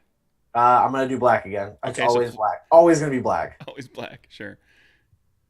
So I'll do a flip, and I got a 10 of hearts. And that's red, so you lose all That's that money. red. So you're back I to lost $10. all 30. Yep. So I'm back to $10, and But now you flipped. Now the wheel came up red. So like, yeah, I'm gonna do it again. Black is due next, right? Like Yeah, you just got a red, so black is gonna be red. That last $10 is going back on black. Okay, give me a card. And I got a black. You're back at 20. Okay. Back at 20. It's the clubs. And then he's gonna throw all 20 in again. Okay. Okay. And it's black again. So he's got 40. I'm back up to 40. So we're gonna do the same thing we did last time. Can Kieran walk up before he places his next bet and hey, Johnny, could I maybe borrow $10 from you? I'm gonna get your money back before he loses it. Yeah, no problem. I'm flush right now, and I hand him $10. Hey, you're a pal. You're a pal. Okay, now you can bet. Now that I'm down to 30, I'm just gonna bet 20 and still hang on to the 10. Okay. Still on black. Always Sure. on black. Always on black. And black again. Jeez. So All right, so I'm you're at 50 what, now. 50? I'm at 50. All right. And I'm betting 40, holding 10. Okay. Gonna bet on black Still again? Still on black. Okay. And it's black. Okay, Kieran is genuinely impressed at this point. So I'm You're up to $90. You're up to $90. You started with 10. And I'm going to bet the 80. Gonna keep bet the 10, 80. And then... Are you gonna stick with black or are you gonna go to red? Because red's due, right? no, Red's due. That's how statistics works, right? That should be. Always bet on black. And it's black. What? Jesus. So I'm One- 170 now. 170. Now I'm gonna keep back 20 and bet the 150. Trent's like, can I borrow another? Can I borrow another $10 from you? No, Rose is gonna walk over to Ollie and kind of This like time, drape herself I over think and just be for like, kicks. "So how are you doing?" Ollie's gonna end I up think- losing it all. But Just for kicks, Ollie's gonna bet on red this time. He feels like he's been pushed his and luck a how little much bit are you too putting hard. down? 150. 150 on red. And it's black. There he goes. So he always bets on black. So Back I'm to down 20 again. bucks. And I think that's it for me, boys. It was a lovely time. Thank you so much. You were getting to the point where you could have bought a motorcycle. I know. You could have actually made like a significant purchase with like one more bet. I'm down to 20. I'm gonna tip the bartender or the Dealer. guy that The running dealer. the dealer. Thank you. Sorry. I'm gonna tip the dealer $3. Wow. Okay. Yeah, it's a pretty hefty tip, but it was a good game. So done. 17. Okay. While this was going on, you gained a crowd of people. Because you were at the small rollers table and were like getting into $100 plus bets. So you gained like a significant a crowd of people around you, including a few that are now clamoring to try to, like, they want to buy you a drink and hang around a little bit and get to know you and see if you had a system. Like, how did you do that? How did you know that it was going to come up? And you actually get somebody asking you, "Are you one of them capers? Could you see the future?" I want to rub shoulders with you to try and get some luck. I'm gonna take all the drinks, obviously. Sure. Good naturedly. No, boys. To be honest, to be perfectly honest, the Lord's been on my side all day today, and I just, I felt the call, and you always bet on black. That's the system. Just always bet on black. I was doing pretty well, until I bet on red. Didn't have enough faith there at the last moment. Thought I could game it my own way, and I lost it all. when you bring God into gambling, you lose a couple of the people. But you get a couple of people who are like literally they are on board with what you are saying. They're like, oh yeah, that makes perfect sense. Like you were a doubting Thomas for a moment, and it bit you in the ass. As it always does. Well, I win a little bit. Not as impressive as you. I lost a lot. It hurts me to watch you lose all that money. God, the Lord gives and He takes away. It's a tough break. And I don't even know where that accent was. But Okay, what I want to do here is have the group of you talk a little bit. What is the plan for the warehouse? Now you've got a place you can go to where you could potentially get your hands on a bunch of booze. Not specifics of the plan, but what are you planning to do? Are you going to actually try to buy something? Are you looking to steal something? Or are you going to try to set someone up? I know what Kieran wants to do. He has no love for the outfit. But I'd like to, as we start to roll toward the end here a little bit, I want to. What do you want to do? I think we can find a direction to kind of get us to a nice wrap point. We tell Maggie maybe about the warehouse. You could. She might be able to front you a little bit of money, but it would be, if you as far as like actually just making a purchase, because you're going to have to make the cost of the purchase plus you're going to have to bribe a little, probably in there. You don't know for sure really how much money she might be able to front to put toward that. You think we tell her or we surprise her with the booze? well, the way I see it, if Joseph's good on his word, then we should be able to buy what we need. But I don't think it's going to come cheap. And I know, I was doing pretty well back there at the table, but I don't think I've raised enough to pull a whole shipment in. And one shipment's not really going to do us much good. It'll hold us over for a little while, but we need to make something regular happen, I think. Or you need a big score. Yeah, or we need a lot that we can stash. You need to get a whole bunch so that Maggie's sitting pretty for a while, and then you can figure out what else you're going to be able to do. Because like getting a little bit here, a little bit there is just like that keeps the speakeasy afloat, but it doesn't solve the problem. Yeah. What if we go and buy, and when we are buying, we can look into if maybe it's way to steal? Well, I think if we're going to take something, our best bet's to hit it in transit. Hitting a whole warehouse is pretty obvious, and it's going to be pretty heavily guarded, I would think. In transit, it'll likely be just as well guarded. Yeah, but less eyes around? I don't know. Yeah, it's a crapshoot. Okay. It's just a question of. You could case the joint, get a chance to see what the warehouse is like. There might be like something that works in your favor as far as the warehouse. Like as far as hitting a shipment, like actually vehicles in transit, that's going to be. You can virtually guarantee what that's going to be is it's going to be multiple vehicles. Every vehicle is going to have 2 to 4 people who are heavily armed. Okay. Whereas a warehouse might, they might be relying. I mean, they'll likely be armed guards there, but they'll also be looking at like they're when it comes to warehouses like that, they're also relying on just physical security, like just having the place locked up tight, sturdy locks and sturdy doors, and but there can't is get in no easily. door. And also reputation. I mean, like who's going to go and hit Capone's stash? But Kieran. just so you all know, there is no door, no lock, no nothing that can stop me. If air gets inside, I get inside. Yes, but we have to get the liquor back out. I can bring back a small amount, but I can get into open door, and I can get into look around.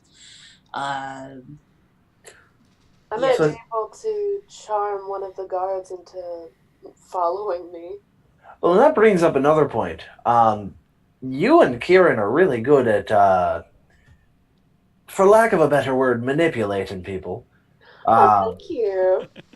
So, if with a little bit of time and we scout it out a bit, maybe we find something we can hold over them. Especially if the guards are kind of regular, we might be able to get one on our side, get a little help that way. Oh, At least ease it a little bit. maybe yes. We find the guard who looking that way when we coming this way. Yeah, somebody we can get to do us a bit of a favor, in return for not revealing some information he doesn't want revealed.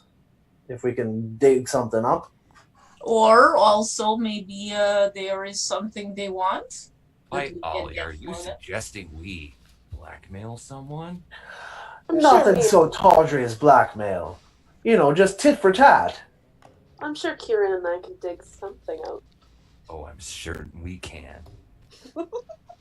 I have every faith in you. Well, I'm Couldn't very find my glad pen. you have faith in us. Well, what do you say we finish off the night with some more drinks and call it an evening, and find our way down there tomorrow and case the place? I think I'm gonna go for one last dance. I believe I owe you one. Oh. I extend my hand. See, that's more like it, me boy. Try to smile a bit more. Very smooth, yes. I take Kieran's hand and I say, maybe next time.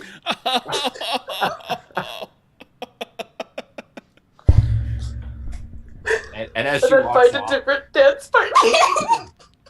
Kieran scowls, but then gets just like the smallest hint of a smile on like the curve of his mouth, and he just kind of shakes his head.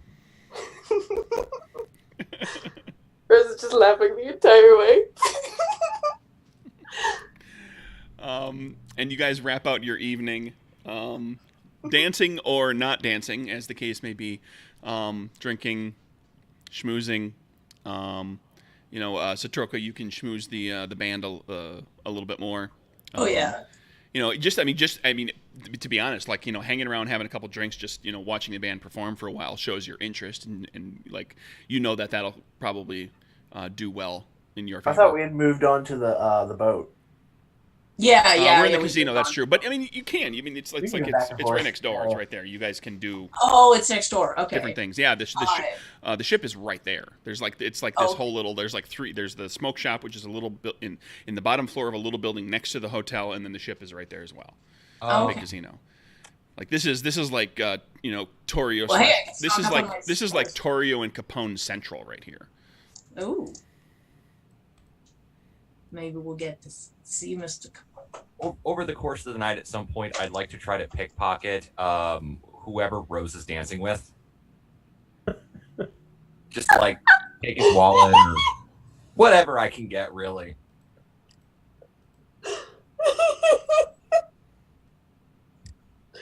That sounds great. Because Kieran is petty and a little vengeful sometimes. He gets jealous. And obviously A jealous. little. Yeah. So, I'm pretty sure I'm already thoroughly distracting this guy by dancing with him.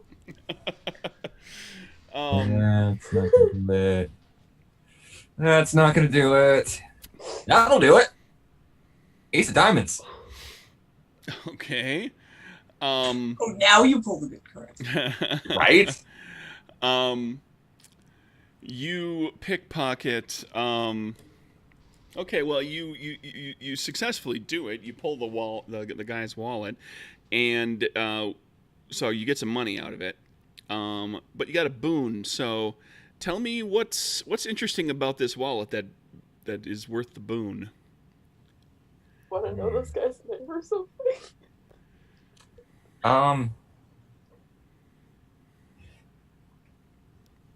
It's got some keys and an address, and the address is not a residential address. It's the address of what Kieran would know is in the warehouse district. Okay, Don't so know this which is- warehouse, Well, it's going to be near the rail yards. Right. Okay. So that's what Kieran finds. He finds some keys to a warehouse. Okay. Options. You find that, you guys wrap out your evening, and like the next day you go to case the place real quick, take a look around. Maggie is able to hook you up with like $300 to just go in and try to like use as a way to buy like a small amount, to see if you can just to kind of get you in the door. You know, whether or not you make the purchase is up to you. But you get there, you get to the warehouse, and it's I mean, it clearly looks like a warehouse. It's a big wooden building with not a lot of windows. Really, like the windows are typically in, like, there's a door, you know, like a couple of spots where there's like a man door, not like a big dock door, but like or barn door, but like a man door, but with like a little vision panel, like a little window, so you could kind of, you know, look inside that way. But in each of those cases, when like just there's only a handful of them, and then on one side of the building there's kind of a more open parking lot area where trucks can pull up and turn around and so forth, and there's a dock, you know, a raised dock with a number of dock doors that are basically big barn doors, big double doors that swing into the warehouse. And there's a few trucks parked there. There's one dock door that's open, and you can see, like, you see a man or some person walk by, and you know, it's relatively, it's not terribly busy right now. It's kind of middle of the day. There's not a lot coming in or out. You would guess that likely this place sees more activity at night, when they can kind of be a little more surreptitious about things that they're doing. Although it's entirely possible that it's not just liquor that's housed here. That's something that people will do as well, is that they might have liquor and beer and so forth housed in a warehouse, kind of behind and hidden away behind more legitimate goods. So like when a cop comes, you know, if somebody comes in to take a look around, they see that there's, you know, crates of whatever, and unless they go looking at everything, they're not necessarily going to find the contraband, unless they know what they're looking for. Because that type of situation has actually been in the news, with as of recently in the newspapers, because the feds are like busting up warehouses where they're doing that, where they're like literally, they're not just going in and looking around a little bit, they're going in and like going, you know, from this side to that side, from the front to the back, opening up, you know, busting open crates all over the place, and finding actual, you know, booze and beer that's being stored in amongst other goods. So you're taking a look around like that, and Rose, you see walk out onto the dock is a man that you have seen before. If you recall, in your background, you refer to a large man and a lanky man who are important to something. They were important to a particular moment in your past. And this is the lanky man. You remember him from years ago. Tall, very thin, kind of has the, you know, like he walks like a baby giraffe a little bit, like he's just not comfortable with his height, and he comes walking out and he's talking to one of the truck drivers who's you know, got their truck backed up to the dock. Is it possible that I could, like, I don't know, go over and say hi? You could. I don't know if that would be a good idea.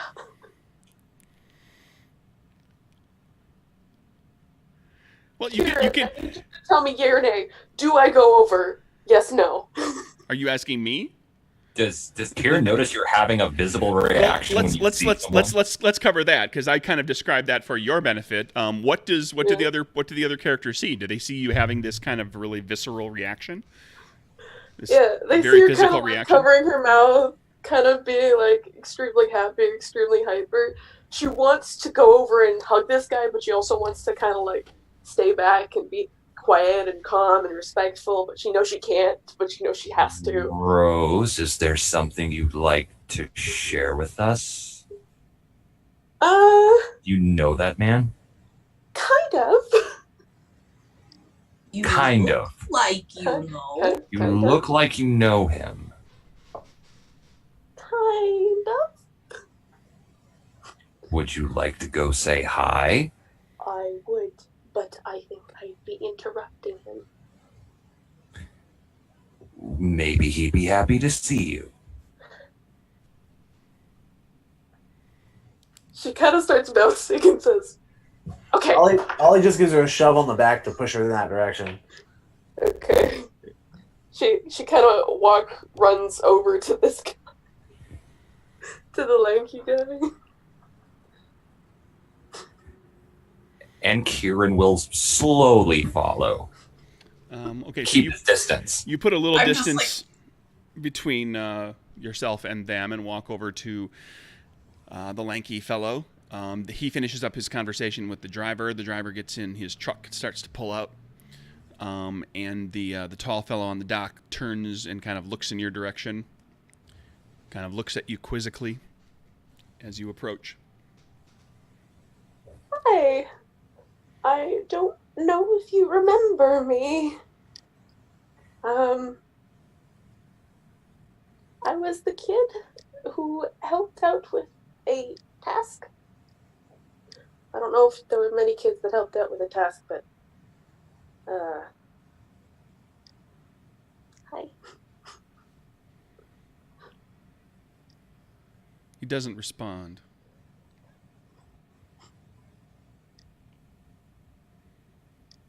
Is there something I can help you with? No. It's all right. I'm sorry for bothering you. She kind of turns and walks away a little sad. The rest of you see him kind of look at her a little, kind of cocks his head a little bit, like trying to figure out what just happened. He seems a little confused. He looks. For those of you who aren't emotionally invested in this, the other three of you, give me perception insight. That's for this one guy. card. I'm gonna apologize now because I actually started crying. That's not good. Love it when they give you the feels. Charisma 2. Perception insight. Perception. Holy cat. Don't stick your tongue on me. Who do you think you are? No, I mean that's Oh, yeah. that's my perception. That's player perception skill. A 10. I only have one more card. And what the hell? There you go. Hey. Marks. You're looking at this guy, and he looks he's got a kind of a look and demeanor to him, like he seems a little confused about the interaction he just had. And you picked up on this like before Rose talked to him as well, that he just kind of watching him from a distance, and how he was holding himself, and how he was kind of you could kind of see, like, he was a little animated when he talked, and he has the air of someone who, like, underneath the quizzical, like he's trying to figure out what that interaction just was, he's angry about something. Like, he is very irritated, and he's not hiding it very well.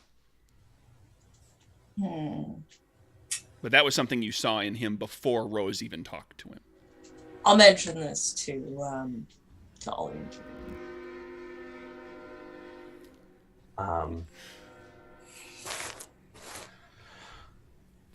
Yeah, Ollie doesn't really have any input on that. he's just kind of he observed the scene. It went down. If If anything, he is a little kind of perturbed at the way that he treated Rose, just because that's not how you treat a lady. But he's not going to go up and get in his face over that because it wasn't hostile or anything. So Kieran is got this weird smile on his face, but he's white knuckling his cane, and his left hand is shaking. Satroka, would you like to either now or later? Because again, we can pass time if we need to, if that's how you'd prefer to do this. Would you like to take a look around the place? The group could go in. You could try to find a way to get a chance to walk around. But Satroka has the unique ability to be able to. Yeah, I'm gonna do that because Okay. I wanna You're gonna mystify people. mystify. Are you looking at going now? You would imagine that inside of there, it's there's probably lights, but it's probably not. It's not going to be nearly as bright inside as it is out here. while she's doing that, as far as during the day goes.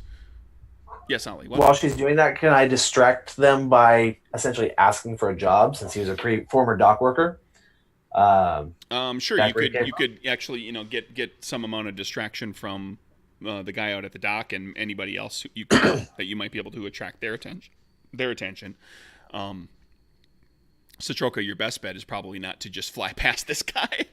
Yeah, But there's nothing wrong with trying to put some eyes on you, Ollie. That's less people that might be looking around inside. Yeah, I want to try and get off into a quiet spot. Well, there are like side man doors at a couple different spots around on other sides of the building. Okay, I'll go there then. Okay, so you've got a door there. It's good solid wooden doors in a good solid wooden frame, but there's a little gap underneath the bottom of the door. That's all I need. So she'll just stick her cigar in her mouth, and where she sort of usually has the cigar just kind of hanging out of her mouth and is just eternally smoking it. She will start taking huge puffs, and it starts to make this cloud, and the cloud just gets bigger and bigger, and then there's no person left. There's just this cloud of smoke. Okay. And then it goes under the door. Inside, under the door. You get inside to a very tall warehouse space with crates stacked up too high, and so there's a fair bit of ceiling, distance up to the ceiling. There's part of the warehouse. There's like a mezzanine, like an open mezzanine, like another level, but it doesn't cover the whole floor. It's just like along one wall. There's an open area. Just a catwalk. And there's stairs. There's stairs up and down. It's not a catwalk. It's deep. And there's boxes and boxes and things up there. But it's a lot smaller stuff, like stuff that you could carry up and down stairs like one person. The big crates and barrels and things like that are down on the ground level because there's no fork truck or something. There's nothing. Things are not stacked 3 and 4 high. They're stacked like 2 high because you can get a couple of people to hoist a crate up on top of another crate. But it's a pretty good size place, and it's all partitioned off in rows, and there's that partial mezzanine in one area that's got a lot of smaller stuff, and so you can actually kind of get up above fairly easily in scope. That you see. I want to get to the ceiling because that's usually the best sort of place. And I imagine that's it's fairly not a huge amount of light up there. No, because the the light fixtures that are up there are reflective, pointing everything down, getting all light down on the ground. So it's actually a little bit kind of in shadow up above all of that. And you float around. And I want to kind of spread myself out as thinly as possible, so that I sort of make myself less noticeable. You take gonna thin yourself out as much as possible. Get up very high up into the shadow. And get kind of float around a little bit, take a look at all the different areas, and you see all the it's basically the warehouse is laid out with a lot of long rows, and there's like a cross row that's open across aisle, kind of halfway down, and there are a number of men who are walking about, and you can see that some of them are literally, they're packing like Tommy guns. They're walking with Tommy guns in their hands. And then there's also a few men who are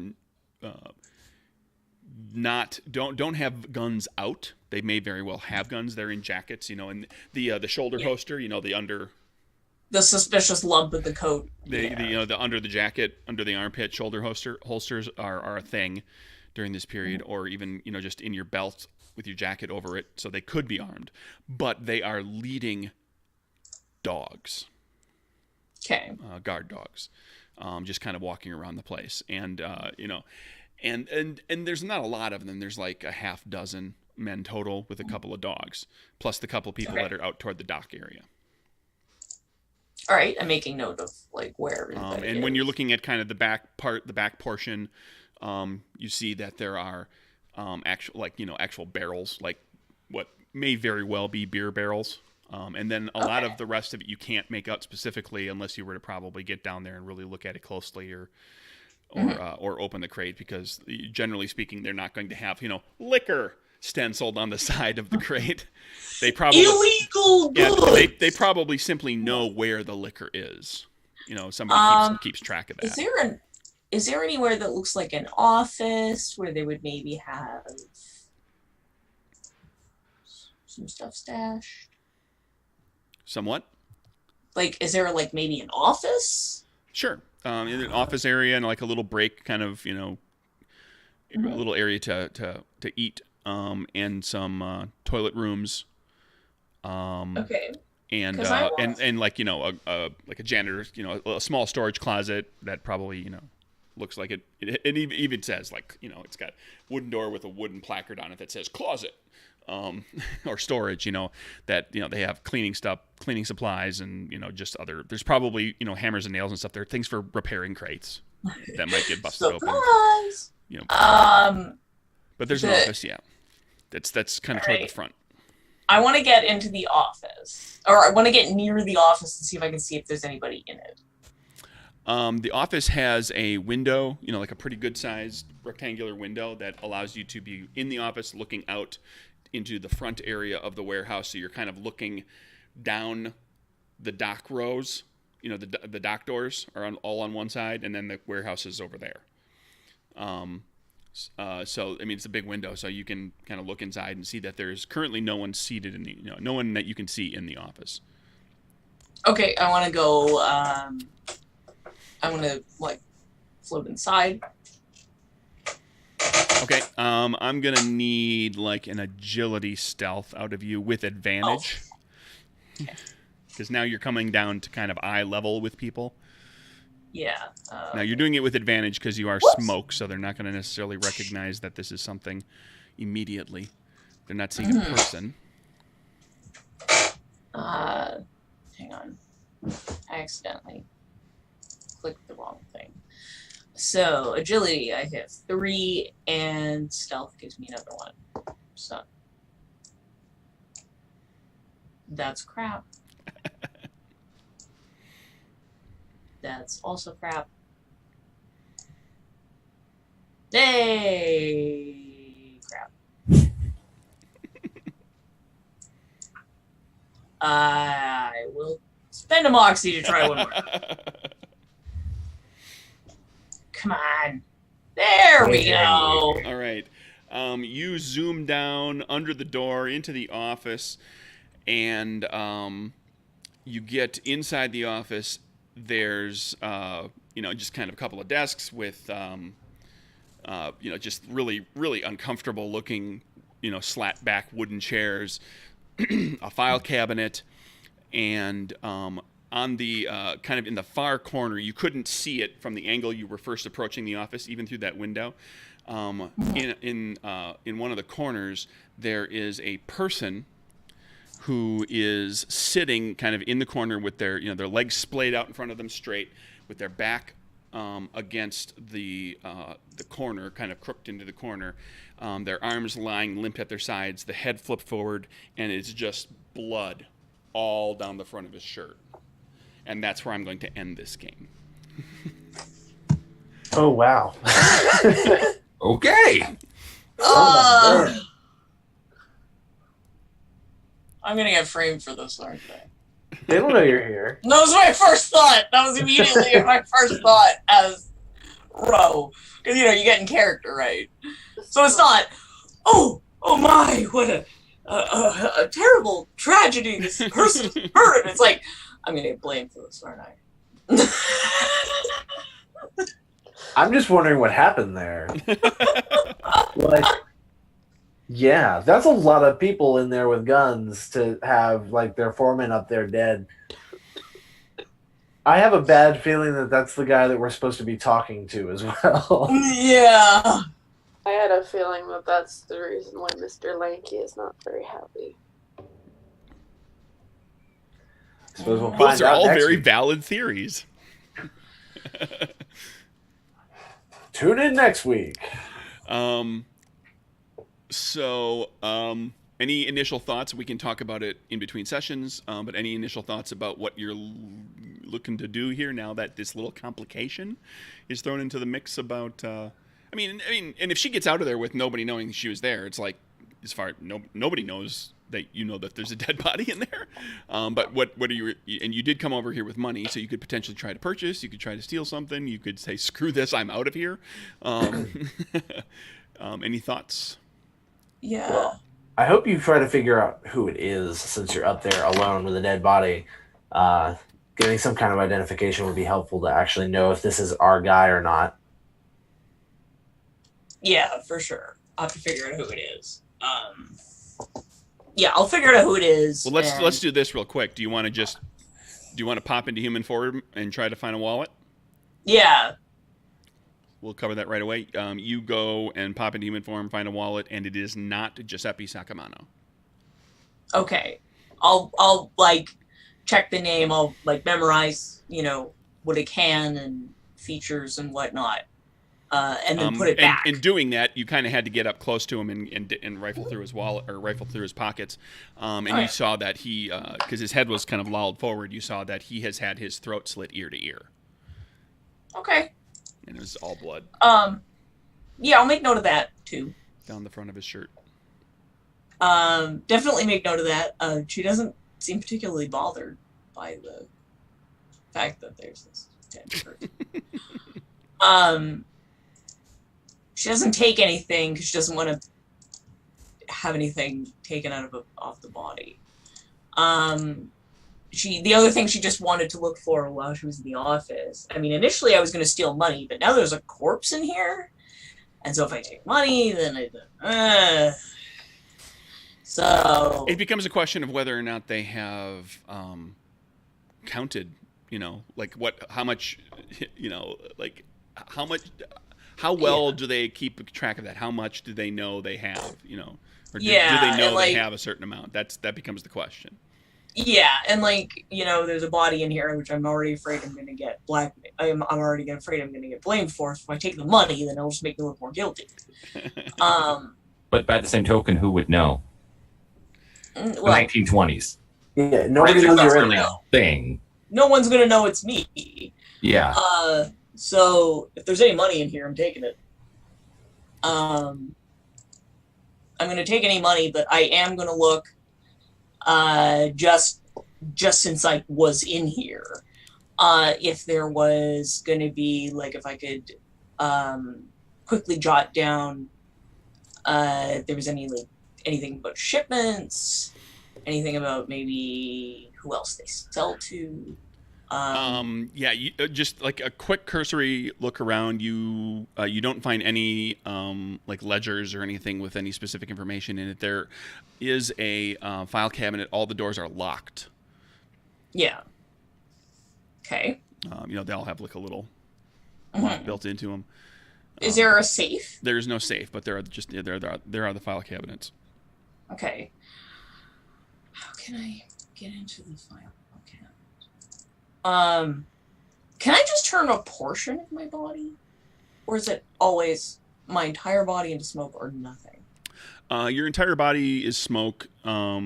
you can't really enter a small space like that, and then you can't and like you can't put a smoke hand into the place and then turn it into a hand and grab something and make it become smoke again and pull it back out. You'd actually have to pop the lock, actually get the drawer, get the cabinet open, or bust it open some way. Well, I need to do it quietly, so can I try to pick the lock? You can. Do you have lock picks? You want to look in the desk for a key first? Oh, yeah. Stop suggesting things you're not there. Sorry. Of course I have lock picks. Who are you talking to? Okay. Sure. So make a Come on. agility sleight of hand check. Oh, wait. Kind of covers your fine motor skills, manipulation of things. There we go. Nope. Hey! Better? Okay. Wait, clubs is not the best, is it? Clubs is a complication. Clubs is a complication. Should I try again? Welcome to my train. Should I try again? That's up to you. I have. Depends on whether or not you think you can deal with the complication. I have 2 more cards. I've already pulled 2 queens. You also have Moxie. I do. And I Yeah. haven't pulled any aces, so. Oh, not good. Also clubs. Also not good. Okay, hang on. Okay, so now here's what you got. You've got Moxie that you could use to draw another card. You could also Moxie back to that King of Clubs Yes. and just eat the complication. Yeah, I'll do that.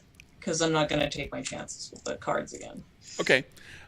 You open the top drawer, and inside there's a there's some books that you kind of flip through real quickly, and you see that there's clearly they're gibberish. You can't make out what's in them at all. They're coded almost certainly. And there's like a little lockbox. Like it's. Okay. It's also locked, like a little metal lockbox that you pick it up, and it's got some heft to it. Like there's nothing Definitely something in nothing there? clinks or shakes around. Nothing clinks or shakes, but there's definitely something in there. Okay, that's going to go in my secret pocket. And okay, so you stow that away, and then the door to the office opens, and that's where I'm going to end this game. He really wanted that complication. You can spend the Moxie and go back to that.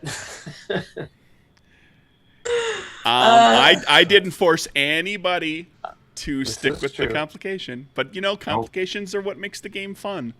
That's true. I designed that complication They in there. are. I love it. I love it when people keep it. I love it when people I've had players who choose to keep the complication. They're like, complications are fun. Complications are awesome. Absolutely. They'll take the Yeah. success with the complication every time. Sometimes, some players. So that's not a problem. So there we go. And we'll have to talk a little bit about who that is and what's about to go down, because we've got you've got help, but they're outside.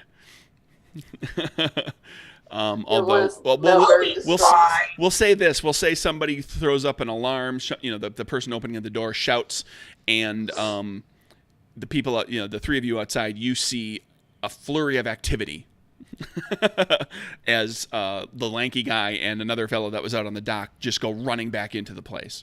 So that much. I'm gonna bamf. Well, the point is that the group of you has an indication that something has just hit the fan. Okay. Yeah. Well, I'm just gonna turn back. And so we'll go from there for next session. Okay. My other form. I It's don't water. recall. Water. Yeah.